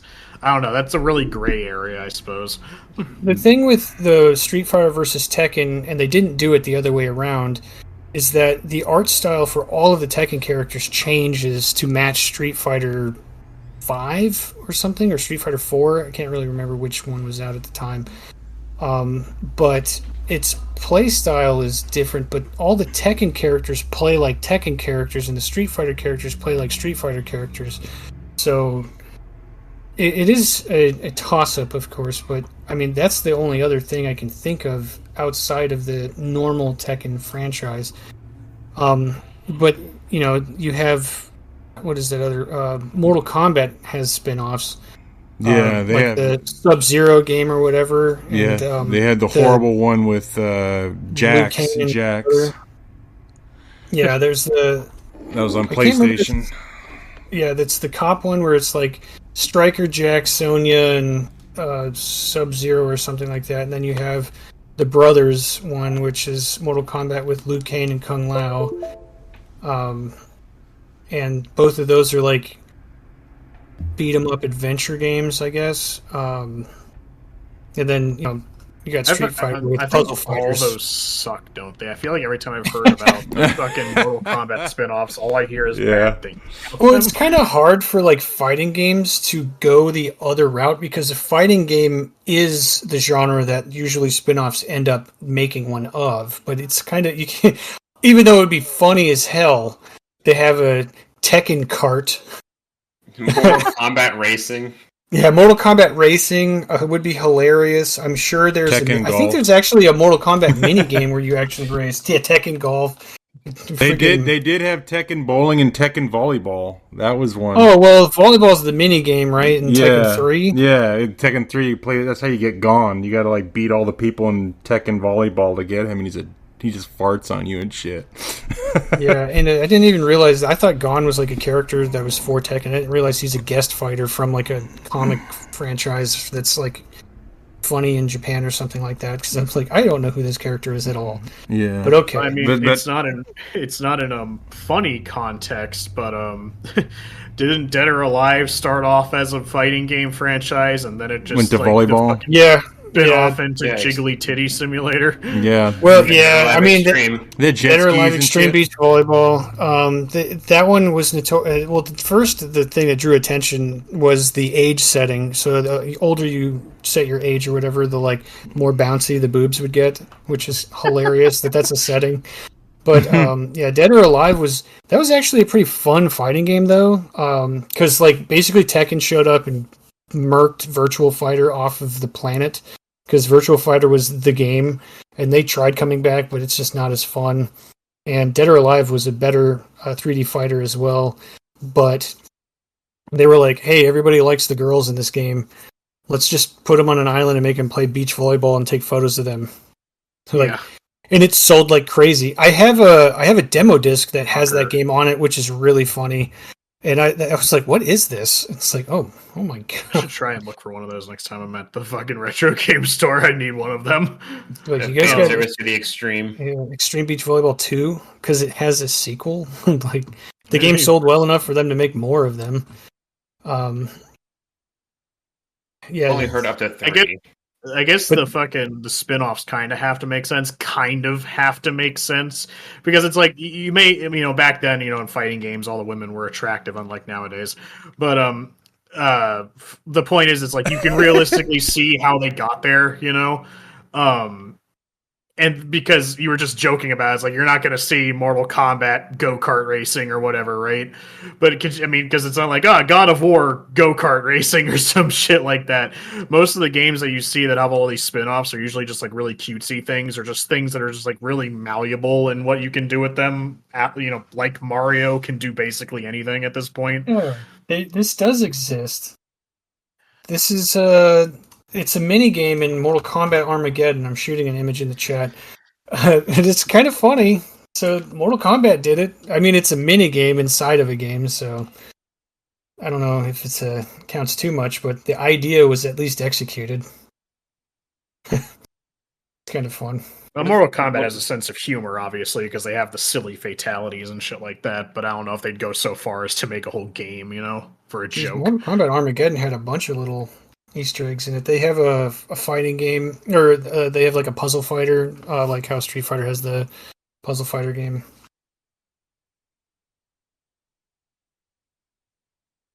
There's a lot of puzzle ones too. I remember playing Pokemon Trozy on the DS. I kind of like that for a time, but Match 3 can only get so interesting. Match 3, stack blocks, throw blocks on your friend. It was like Troze, Picross, and then like the Pokemon Cafe one. It's like they like matching things. Yeah, Pokemon Cafe is not terrible. I mean, I'll save like fucking. I love the art style and the food. Yeah, it looks great. Yeah, I mean, I'll save more of like what games I want from Pokemon because I have a whole separate idea for an episode of that later. But they still haven't made the Pokemon spin-off game that I would want. Arceus kind of scratches the itch, and so far Arceus is probably my favorite spin-off Pokemon game. But and replaying it has me super excited for Z again. Hopefully they just do this, but again, that being said, I'm trying to think of had one. Oh, I don't know if it would be considered a spin-off game because it was hardly like there was no franchise to go off of it, I suppose. Like there wasn't like a series of games. So Chibi Robo came out for the GameCube, and I love that game. I love Chibi Robo so much. It's a great game. That being said, that was the only game that had just like Chibi Robo. You know, it was the best way I can describe it off the top of my head. Chibi Robo would be just an adventure game, adventure puzzle solving game. There's no combat or anything. You explore a house as a little tiny robot dude and help family with their chores because they bought you to be, basically a house robot.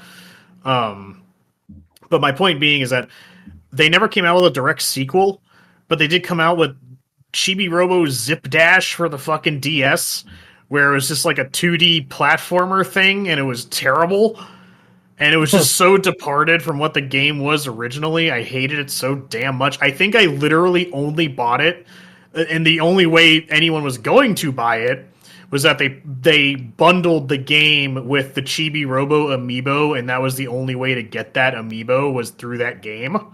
I'm pretty sure. Anyways, we're selling this one way or another. They got it. I mean, I gave the game back, but I kept the amiibo.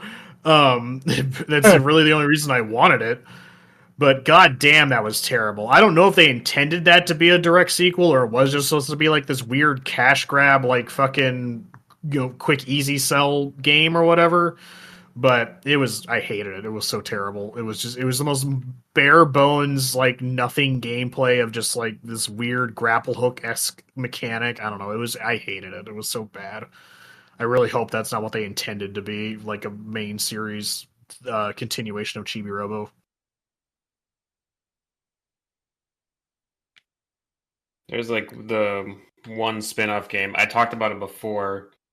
For Valkyrie Profile, it was Covenant of the Plume, and like when you said it, and like what the poll said in the beginning for like different gameplay, this was like a really big turnoff for me for this spin-off game because it's like from the cool, like semi turn-based mechanics of the original games, it's turned into like this chess game and like tactical format. It's a tactical spin-off. Those are popular. Yeah, but it's just like it also had like forced permadeath, and I'm like, after the tutorial, I'm just like, fuck no, I'm not playing this. So it's like I expected like more of the same, but I didn't know, I wasn't familiar with the franchise, so I thought it was like, so I didn't know exactly what to expect, especially when going from PSP to DS. I really didn't know what to expect, but I feel like I did kind of judge it too harshly because, like now, with like when I saw Corey playing the Mario versus Rabbids, it was like kind of a similar format. So it's just like maybe someday I'll give it another chance. But I was like, I don't know. I was like, I'm scared of losing characters in a video game because I have absolutely no idea which ones are going to be important. So it was like the change in gameplay was an immediate turn off for like for that game in particular. There's like a weirdness to the Valkyrie Covenant of the Plume game where the character portraits art style changes because some of the characters look like they were made in 3D and then they just rendered them at low res, and then the other ones are drawings. I don't know why they did that. Well, I'm not sure when it came out, but it's like obviously, like the first game came out in like the PS1, and then Valkyrie Profile 2 came on the PS2, and then this one was on the DS. So they could have taken some from the PS2, which was in 3D, and it's also hard as fuck, and I never got through it. And then because the first game is 2D only, but it looks nice. So it's like they probably could have mixed in the portraits from each one, because I have no doubt that they probably reusing some characters in there along with some new ones. Yeah. It's just, I don't know, it's weird because like I'm just scrolling through some of the images of the people when they're talking to each other, and it's like they almost look like they're from two different games. Oh Jesus Christ! I didn't know it was that blatant about it. That looks so weird. Yeah, they do. Yeah, the Odin, the one on the left, he definitely looks like he's from the PSP version, while Freya on the right, she definitely looks like she came from the PS2 version. Yeah, that looks That looks so weird. Oh my god. Okay. Yeah, I do not remember any of this. So that is Well, I this mean, is shock to me. touching on the different characters and spin-offs. Um, Pokemon Arceus does this fun thing since it's Pokemon but set in the past. You have like you have like slight connections, like the main characters like are similar-ish to the Pokemon, Diamond, Pearl, Platinum protagonists, in like hair, in like face and shit. But like their clothes are different, their hair is different to an extent. But the fun thing is that all the characters are different, in the sense that they're all references to characters that you meet in Diamond, Pearl, and Platinum. They're usually sometimes they're gender bent or just different characters entirely. It's just a fun thing to figure out who's who because they don't blatantly say it. It's not like because their names are completely different. But also the characters are just like the characters themselves are completely different. They're not like reusing them because like, for example, there's the leader of like this basically exploration force you're a part of is basically female Cyrus, and Cyrus was like the main bad guy from Diamond, Pearl, and Platinum. But she's not a bad guy. I don't find her attractive, but it's just a completely different character. But the only thing is, it's just supposed to be a reference. It's like, oh, she might be like the ancestor to what he is later, or like the hairdresser Arizu was originally Commander Mars in Diamond, Pearl, and Platinum, but now she's just like this super chill chick that just likes fucking giving people haircuts. So just being part of the bad guy team. If you can, if it's like a different character, you might as well like gender bend it. You can, because it's like if you change it, then it's like, well, you can change the design almost completely if you want, because like it's not the same character. People that won't need to recognize them immediately. It'll be more entertaining to like have it as a surprise. Like, oh, I didn't know it was like you're the ancestor to this character. That's a fun little detail. Yeah. And that's one of the more fun parts about it. I mean, and then they took liberties with some of them. Like, Cynthia is such an amazing character that she's basically split into like two different characters. One being a male Cynthia, one being old MILF Cynthia. Because they was like, we're just gonna make more than one character based off Cynthia. And it's funnier because like, and like the recent one, she's like rarely childish, but she's also like very mature looking, and then her ancestor is a fucking psycho.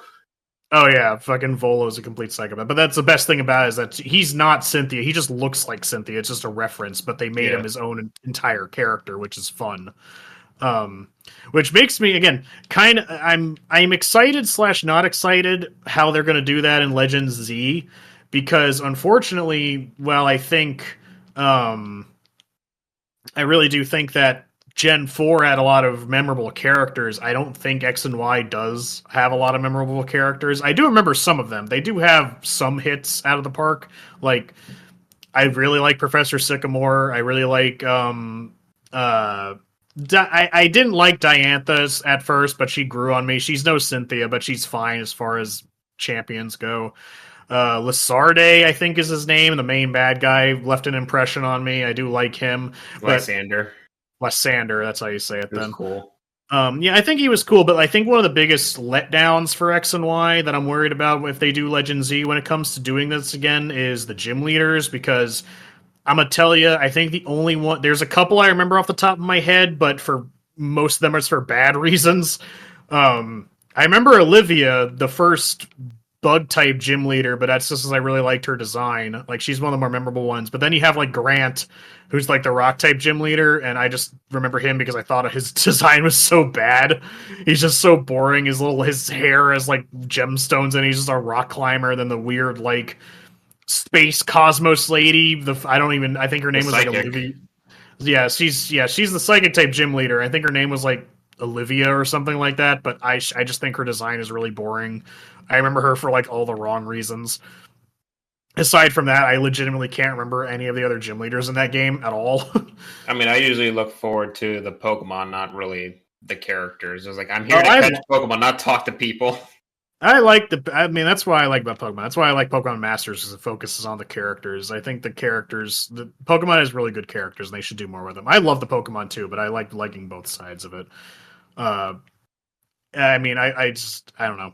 I just feel like I was excited to learn, and I see these characters in Arceus that I'm like, oh, I know who you are. It's like, or I finally figure out who it is, because sometimes they're so different. I'm like, I figured out after a long time the person who runs the like farm you can use eventually in the game is a male Gardenia, and I didn't even understand that for a while. I was like, oh, I know who you are now. That's interesting. That's fun. I just don't feel like I'm going to get that with the X and Y people, because not a lot of them are memorable. That's probably the worst part about it. But if it's just like this, the gameplay is going to be more fun anyway. So, well, it like takes place in the past, so everyone's just like hoping that it takes place into the story that ZA, or I guess like Lysander also said, the story is like the giant Pokemon war for the weapon of ultimate destruction and eternal life. So it's like that's what everyone's hoping the story is about. Yeah, we'll see. It would be nice. I think because just with Volo and how crazy shit gets in the climax of Arceus, like I think Arceus has one of the better narratives out of the Pokemon games, or at least more fun. So it's a little bit more interesting of getting isekai into this world and just being like all this crazy shit's happening. But anyways, enough about Pokemon Arceus. It's still a spin-off game. It still counts. Oh no! I know it is. I just don't want it to be. I get off on tangents of Pokemon. I'm gonna talk about it for hours. It is a spin-off game. It's why I'm getting footage of it right now for the episode. Because it's similar-ish to the regular Pokemon mainline series, but I really like what they did with it and all the things it does, especially with the crafting and exploration and stuff. Like, it's what I want from a Pokemon game, and what I wish they did with Scarlet and Violet was make it more like Arceus. I think Corey mentioned a lot of Mega Man games earlier. I know, Jordan, I know you're a big Mega Man guy, so like, what Mega Man spin-offs do you like? Or if you even like any of the spin-off ones? I did play the Battle Network one. I played that one. I always wanted to try that one. Yeah, that one was okay with me, just because that one was more like an RPG. The one that I really liked was the one that was on PS2. I can't remember what it was called, but Corey might be able to help me out. It was like an RPG version instead of the running around. It's the command missions. Command missions. I don't know if that's considered a spin-off, but it was definitely a more slower, more better my pace, I guess. Corey's all in the quick jumping on the platforms thing. I was more of the take my time, give me a minute, and so that command missions worked really well with me, because it was I take my turn, you take your turn kind of deal, and we battle. And it had Zero in it, which was my favorite. I liked Zero more than Mega Man, so I got to play as that, and that's what I really enjoyed most about it, and the characters and such, that you got to see all the Mega Man villains that you saw in the originals that were there. It was fun to see. But it's been a while since I've actually played it, so I can't really recall much. I just know that you're running around and you have those random encounters, just like you would in those like Final Fantasy type games, and then you're battling. But the Battle Network part, that was like kind of the same thing in the sense, but it was on Game Boy Advance, I believe, or I can't remember what it was. Was dealing with cards? I can't remember. I think it was on Game Boy to connect the. Yeah, but I remember there was a Mega Man that used cards too, and I can't remember if that was the one that dealt with that, the Battle Network. I have absolutely no idea. I can't. I've seen people play it, but I was like, I have absolutely no idea. I just thought it looked really neat. Yeah, I like the designs of the characters and stuff. It looked cool, but I cannot remember if that was dealing with cards too. I remember I played it, but God, it's been a while. I think you equip like different cards to pull moves out of. Like when you're in combat, it shuffles through, similar to Chain of Memories, but not quite the same thing. So you have you could play like a Gutsman card, or you could play like a Fire card or something like that for like a move set. Was it like Metal Gear Acid? Um, Than I drugs. I forgot about the Metal Gear Acid games. Metal Gear Acid is a spinoff.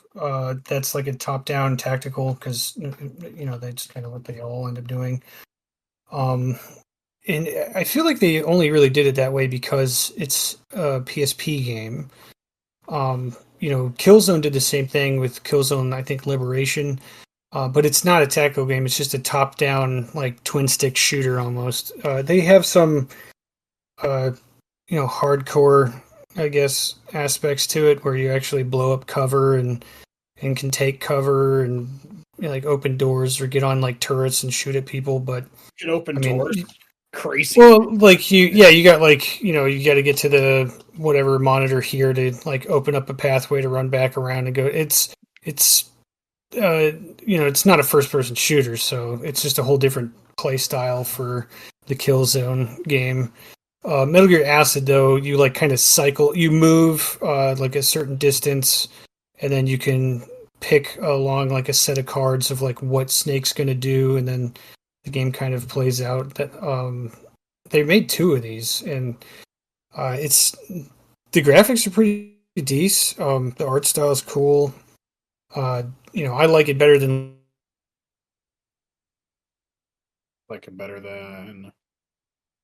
Corey, no. Snake! No. Snake! I don't want. That's the thing. No, Corey, you faded it out. Maybe once you don't use your internet for 2 weeks, maybe it'll get better. He has to store up data to use it. Give it some medicine, it'll fix itself. I think you have another internet leak. You have to call your internet plumber again to patch up the internet hole. Or it's like another. Well, there's like another one that's like interrupting his, and that's the one that he wants. The one that's interrupting him. well, and I have a house full because Angie has everybody over here. So Except just for like me. because we're doing Get this out. episode. Yeah, it's like 4 phones and tablets and shit. Well, you thought that you like it better than, and that's when you faded out. I liked it better than VR missions. That's all. I have that on disc, and I don't know why, but I have it. Yeah. There's one game that has just devolved into just a spin-off game and then nothing else of the original concept. It's fucking Wario Land, because all you see is just WarioWare. You don't see Wario Land games, and I've never played any of them, and I was always curious about them because literally the whole game's it's literally just Mario, but it's like more on the line of greed, not saving the princess or anything. Well, I mean, I'm gonna get it back eventually. I think the only Wario Land I played was the one on the GameCube. Yeah, it is. Wario games are like way different beasts. They're just so fucking weird compared to Yeah. I'm saying something about the fucking game where you eat a mushroom and you get bigger. It can't be weird than Tingle's spin-off game from Zelda that never Yeah, went to I the watched US. I watched a whole fucking episode about that shit with fucking Did You Know Gaming. God, that fucking game is weird. They had a sequel that never came to North America. We only ever got the first one. We got one? Yeah, there was two of them. So I think it was just called Tingle's Rupee Land was the first one, and that was the only one that got to North America. And that was just him about getting money. And I forgot what the second one was called, but then there was Tingle's. Basically, instead of getting money, the second one was about Tingle trying to get with women. And we never got that one. It was translated because there was like a European PAL version, but it just never came to North America. It was because it was fucking weird, and I'm pretty sure Tingle's Magical Rupee Land did not sell that well at all. No, he wasn't a very popular character over here, but you gotta love the idea of just It's a small 40-year-old otaku guy, just a fucking weirdo dressed up. Sometimes we don't need that spinoff. Yeah, sometimes it doesn't need to exist. It makes it more a collector's item. I was like, oh, it's like, I love your collection. What's this one? Tingle's Rupee Land. Oh, it's awesome. Like, like Dr. Robotnik's Mean Bean Machine or something like that. And the only time That was I've just ever fucking played that is Tetris. just like the Sonic Mega Collection Plus. And that's like that's another match 3 game, just like Dr. Mario. And it's just, it's just Tetris, but in like, Yeah, actually I think it's more Puyo Puyo, isn't it? Actually, oh, that's what it was. Yeah, yeah. It's like a bunch of matching colors and shit. yeah. There's also like, there's like another like, very used spin-off archetype, which is a pinball game, which Sonic does have one, and so Yeah, does Sonic Pokemon. Pinball. Oh, good point. I wanted to bring that up. Pokemon Pinball, one of my favorite Game Boy games. But I mean, there's not a lot to talk about with them because it's pinball. It's like regular pinball machines. It's the same fucking thing. You just have a couple, aesthetics change. That's it. Otherwise, it's just fucking pinball. And it takes a whole AAA battery to run that thing. That's weird. Oh, their Rumble Pack. Mario's got some absolute shit spin-offs too. Like, what is it? Mario's Missing. Oh my god! Wait, I thought that was a fan-made game. I didn't think that was actually real. That's official, technically. Mario I don't Paint. think Getting that? I don't think Nintendo made it, but they did license it. I remember getting that from Blockbuster. It was like one of the like earliest games I think I ever rented, and I was so upset all weekend that was the game. I was so upset. Just made me upset. It's just like I was just playing like, what is this? And it's just like some stupid ass like weird game. I am distraught. And then there's what's the other one that's it's like Mario Through Time or something like that. It's like a time traveling Mario. Why are there more than one of these games? Why is there more than one? Yeah, Mario Time Machine. That's the other one. And I remember getting that, and it's like, what the fuck is this? And he just travels through time to teach you about the era. And I'm like, this isn't jumping on. A lot of those like edutainment games with video game characters. There's a lot with Sonic too, actually. I'm gonna send I was gonna say, shit fucking. so you guys can see these covers. Oh, I remember that. Yeah, Jesus Christ! Yeah, I'm like, both of these. I've rented them and was like, damn it. No. wait. Looking at the cover for Mario's Missing, it was like, is Luigi's Mansion just a spin-off of that? A geography learning adventure that's way cool. Yeah, I'll be the judge of that. I'll be the judge of what's cool. Mario Discovery Series. I don't know how many other ones there are, but the Time Machine one is another. Just the one. Yeah. I don't know if they were included in the Mario All-Stars. That might have been. That's the fucking thing, right? Like spin-offs that are intended. Well, spin-off is a strong word, I suppose. But I know that the fucking Sonic and the Black Knight or Sonic and the Secret Rings was supposed to be like a fucking collection of like Sonic like fairy tale spin-off thing. Oh my god. The storybook collection. Yeah, but it failed so hard because they were so shit that they just stopped. But then you have fans that are just so willing to lie to themselves and say there are good games. Corey knows of one. It's just like, that is not a good game, and it was on the Wii. Hey, here's another one. I actually didn't ever see this one on the shelf. What in the world is that? Fun with numbers. Oh my goodness. Get out of here, Mario. Don't teach me anything. Sometimes, I don't know if it was considered a spin-off or they genuinely meant it to be like the next one in the series. But I'll raise my fist to the sky and say I'll never forgive Banjo-Kazooie Nuts and Bolts for killing the franchise. Yeah, they're like, Banjo, what are you doing? What are you going to do with that gun? Hey, get that out of your mouth. Like, I don't know if Rare intended that. I consider it a spin-off because I don't want it to taint Banjo 1 and Banjo 2E. But that fucking game is so fucking shit. It's so bad.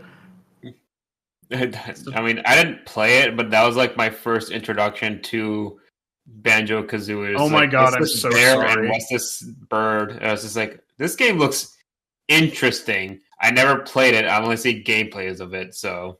I have. It's terrible. I mean, I like the car creation. I didn't realize it was fucking Lego, but... I don't know. I feel like I would have a lot more difficulty playing it than what I'm imagining right now. Oh yeah, it handles like ass. I wonder if this Mario Time Machine game like ever touches on World War II, because that would just be so funny. It's just Mario's just like, Mamma Mia, Italy's being taken, or Italy is doing a lot of bad shit. Oh no. Moving on. Moving on. Jumps on Hitler. Yeah. Boing. Boink. They're like, oh yes, the Great Leap Forward. I'm like, what's this part about? I'm like, oh no. Oh no. Oi, the theater. Oh my god. Yeah, Mario, I'm glad you stopped doing that shit. Or at least I'm glad I stopped seeing it. Yeah. I'm glad I stopped seeing it. It's so stupid. Okay, so like here's the downside, right? There are Turtles in Time, right? That game is about time travel and it's fun as shit. And then you see Mario's Time Machine, you're like, huh. Am I about to get a cool experience? And it's like, no, not at all. No. This time machine is not fun. Like you just see the turtles having a blast in the background. And Mario's like, that's not up for us though. Looking out the window slow with the raindrops is like hitting the window. He's just like sad, depressed in the background. One day. What the fuck is that? What it do, bro? It's just Bowser a with weird his chin up. it was a weird like Bowser sprite that like showed up when I was looking for this Mario Time Machine. Just make it a sprite for this channel. Yeah, then that'll be a thing. It'd be funny to see. You can't scroll down too far when you're looking at shit on Google. Otherwise, you get to the weird shit. It doesn't take that long. Don't ever go to page 2. What are you doing? It's good. If you're going to page 2, it's already long gone. It's so weird because when you think of like those like Mario games, it's like I don't know if Nintendo would ever do that now because of like the quality control must be crazy over there. Yeah, they're like that. Yeah, we made a fucking mistake. No one gets to make Mario anymore. Y'all fucking ruined it. Yeah, Jesus. And there's like it's like this. I was like, all that is the reason why they're so strict about everything. It was like, Yeah, no, they're like, we let you do things, and this is what we got. We're not gonna let you do anything anymore. we almost tanked the company. We got to really watch that shit. I mean, this is an ad in Nintendo Power. Hold on, it's loading. It's a giant image. I don't know why I clicked on the one that's 2,000 pixels. Mario's way cool time machine. Why is he escaping from a T-Rex mouth? I mean, I would also be escaping from a T-Rex if I was near one. You're not. They're just trying way too hard to sell it. Even in those screenshots, they were trying really hard not to show you the unfun part outside of the wall of text screenshot. But yeah, I would much rather play Mario Strikers. Fill in the blanks in the Declaration of Independence. Mario fun. Yeah. Yeah, Mario's like, what's the Black Plague? God. Nintendo is just the king of spin-offs, though. I do glad that that's like a thing that people aren't like the companies. Well, I feel like they're more afraid to try it, but Nintendo is like basing their entire like business operation off of it. Whereas like, you know, before we used to get a lot of people where they'd be like, "Hey, you want to see these characters do all these other things?" Now they're, you know, well, video games now cost so damn much that like people don't even really want to take a chance because every time they change like one thing, it just bankrupts a company. So they're like, you know what, Master Chief, he got to be in a RTS game once, and then we're gonna go ahead and murder the franchise in a second. You know. Well, they had 2 Halo Wars, and that worked out well, but it's just like it's what I call like the SpongeBob effect, right? And I know it has nothing to do with gaming, but Nickelodeon has like this thing where it's like if it's not SpongeBob, we don't want it. If it's not like the biggest thing ever, like we don't want anything to do with it. We don't want like medium success. We need like to have the fucking heaven and stars under our control. So I feel like when like a lot of companies don't see any benefit to making spin-offs, even if it does make money. It's like, oh, but that's not making... That only made $3 million. We wanted $5 million. Yeah. Times the budget. Well, the thing is, I feel like they don't understand that they don't need to allocate $200 million to a flop. You could spend $1 million. I wonder where you're getting that from. Yeah, but you can spend $1 million and still make a pretty banger game, and you could do it fast. It doesn't have to be an 8-year production. I wonder when this episode was filmed, but it's just weird that like playing it safe is also like the biggest risk because you're like, I'm gonna hide away in my cave and I'm gonna make the coolest thing known to man, and it's gonna cost all of my resources, but trust me. And then it comes out, and then next thing you know, some other game came out that you weren't expecting, and that's what everyone's playing now. And you're like, damn it, I should have freaking yeah. It's like I should have had expanded my portfolio. Why didn't I listen in college? Well, I mean, like some of it too. It's like, why don't you go back and find some of these spin-off games that actually were pretty banger, that had a good idea, that didn't have the backing, that could have expanded it into something a lot greater than what it was, and then actually do that. I mean, you get a remake of Mario RPG, and that's cool, and it sold.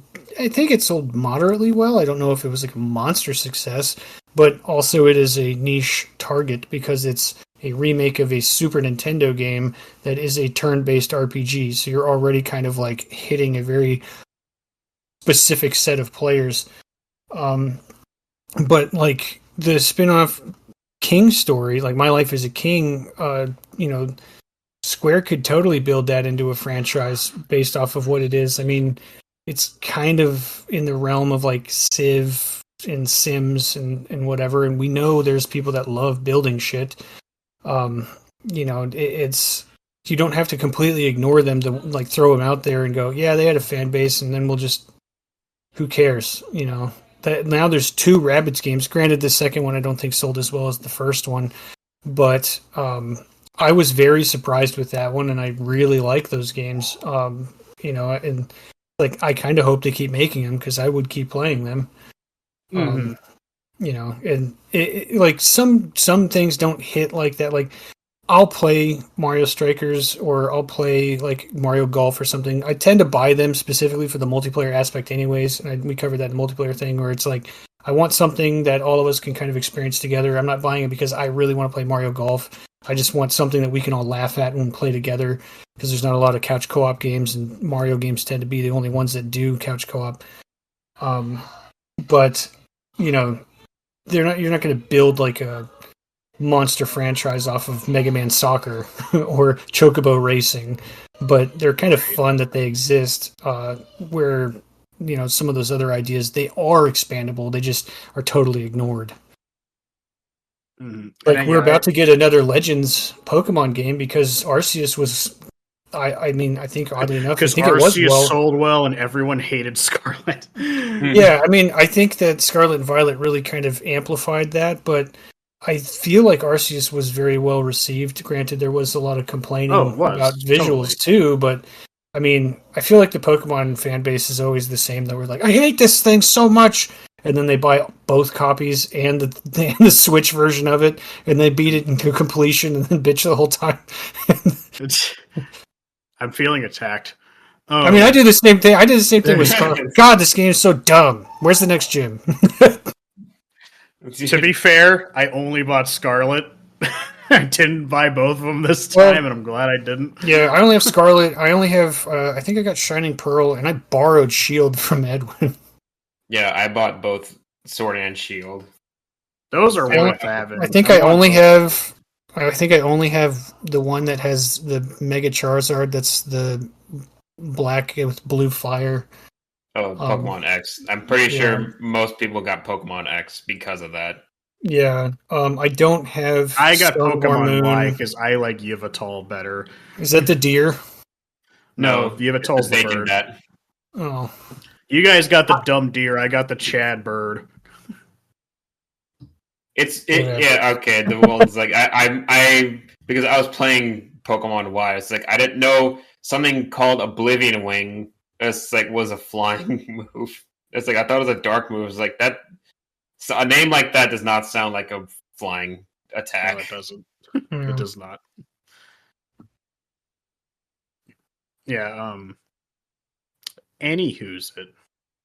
I'm trying to rack my brain, but I mean, I like spin-offs primarily because it lets you have a different kind of experience with the same IP you like, and it can open your eyes to more either more IPs in general, or I think more often than not just different styles of gameplay, right? Because definitely a mystery box, which is one of the entertaining parts. Is like you'll never know what you're going to get because you'll never know if your company's stupid or not. Right.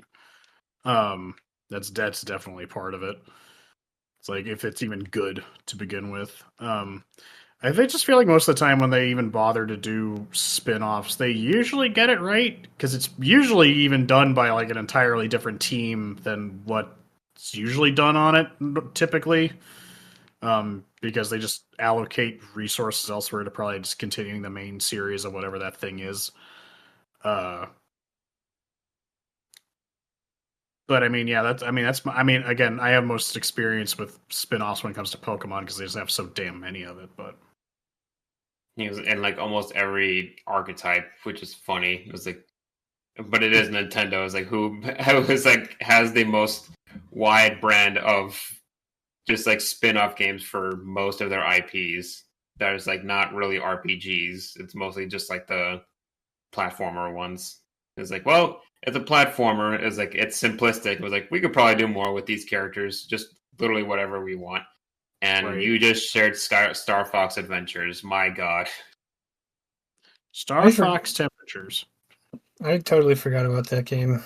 That's like a weird like spin-off game that I never really gave it attention. Didn't set that out. Like they didn't set out for that to be a Star Fox game. That originated as a game called like Dinosaur Planet. I think it was originally supposed to be an N64 game, but then the GameCube came out and Miyamoto was basically just like looked at the project and was like, "Yeah, this is kind of like Star Fox. Throw some Star Fox in there." And there go. There's Star Fox Adventures. I'm like thinking back to a John Tron video about this game because that's the only knowledge I know of it. I know it just looks horrible. It's pretty bad. I've tried playing it. It's pretty fucking terrible. Oh my God, used to have it. I used to, but not anymore, I guess. Talk about a game that could probably use a fucking spin-off to help fucking put more life into the damn franchise. Could you imagine a Star Fox game that was like Mass Effect style? How cool that would be. I can't imagine a regular Star Fox game because I never played one. Just add more to the list of reasons to hate me. Play Star Fox 64. So damn self-deprecating, Christ. you fucking say it's like, oh, I haven't played this, Fucking 90% of these fucking game of the months I haven't fucking played either. You and me just play Pokemon our entire lives, never played anything else. Well, it's funny. It's just like most of the popular games. It's just like I haven't played them because it's just like I showed zero interest in it, or it's like I have not really anyone has talked to me about it. I was like, I have Mass Effect, but I have zero intent on trying to play it, really. That'll be a game of the month for sure, because you will like Mass Effect. Just to make me play it? Yes. Just to make you play it, I would. And because I would play Mass Effect again, because I would play Mass Effect every day of the fucking week. I love that game. How much is Andromeda? I'll play that one first. No. I will come to your house, and I will break all of your shit. But it's a spin-off, right? You don't want to. You don't in want my to mind, in line, do you? Technically speaking, as much as I hate to admit it, it's technically not a spin-off. It was meant to be basically like the next fucking series of Mass Effect games. Thank God it died. Yeah. Jeez. But anywho, I think unless anyone else has anything else to add, we could probably wrap there. Yeah. We got any trivia? Yeah, we do. I got 3 questions. First one, in which of these spin-off games from Final Fantasy series was the first to include real-time action-based combat instead of turn-based gameplay? Was it A, Final Fantasy Tactics, B, Final Fantasy Crystal Chronicles, C, Final Fantasy Type 0, or D, Dirge of the Cerberus Final Fantasy 7? I'll say Crystal Chronicles because it's the only one I know. I want to say Dirge of Cerberus. Ooh, everyone's different. The answer was Dirge of the Cerberus. Fuck. Oh, What the fuck Yes. is that? It doesn't even sound like I thought you were just dicking with us. That doesn't sound real. You made that up just now. that's the third-person action game. But I was like wondering if it came out before the GameCube game, which is Crystal Chronicles. I thought maybe it would have been a late PS2 game, so there would have been overlap. But yeah. All right, question number 2. Which of these Super Mario spin-off games featured the first ever appearance of Waluigi as a playable character? Was it A, Super Mario Kart, B, Super Smash Bros., C, Mario Tennis, or D, Super Mario RPG? Mario Tennis. Mario Tennis. Everybody wanted him in Smash Brothers. As a Answer- meme. No, everyone thought they wanted him. Yeah. The answer is Mario Tennis. All right, the last and final question. Question number 3. Which spin-off game in the Persona series was the first to be developed as a dungeon crawler instead of a traditional JRPG? Was it A, Persona Q, Shadow of the Labyrinth, B, Persona 5 Strikers, C, Persona 4 Arena, or D, Persona 3 Dancing in Moonlight? Hey. Persona Q. The answer was Persona Q, Shadow of the Labyrinth. Thanks, Yeah. Logan. I played it. I knew the answer. I didn't even know Persona Q. I didn't even know that was real. I was like, what? Well, yeah, no, Persona Q existed, and there's actually 2 of them. I can expound on that a little bit because that does bring out that is a spin-off game that I like. Never beat it because it's one of those like old-fashioned First person style. dungeon crawler. It is kind of fun because you draw the dungeon because it's a DS game. You draw the dungeon map as you're going through it on the bottom screen as you're navigating it, and you like have different tools to like label traps and stuff like that. And it's really fun, especially because it's basically fan service the game. Because the first Persona Q basically had the cast of Persona 3 and Persona 4 like magically transported to like this in-between magical world, and they have to work together to get out of it. So it was just like fan service seeing the 2 casts of characters getting to interact with each other. And then Persona Q2 was just that again, except now you added Persona 5 into the mix. And I never played that one because I just didn't. But yeah, that's basically Persona Q, and it so not only that, so you got to it's still turn-based RPG tactics, but it had this fun thing where it gave all of the characters the ability of the main character, where you could swap personas around between everyone, and you can make up your party with the characters of both or all the games that are involved in either one. So it became this just fan servicey, really fun experience about seeing these characters interact and working their way out of the situation. Very fun spin-off game. I really like it a lot. We'll never see another one, probably. All right, well, I guess we'll be wrapping Hey, this it is up. Corey, and thanks for checking out Mediocre Rumble Brothers. If you liked the video, please drop a like, and if you didn't, that's fine too. If you'd like us to talk about any specific games, drop a comment below, or feel free to discuss your experience with the games that we mentioned in the episode. You can also listen to our episodes prior to YouTube on our Spotify. Thanks for watching, and hope to see you again soon.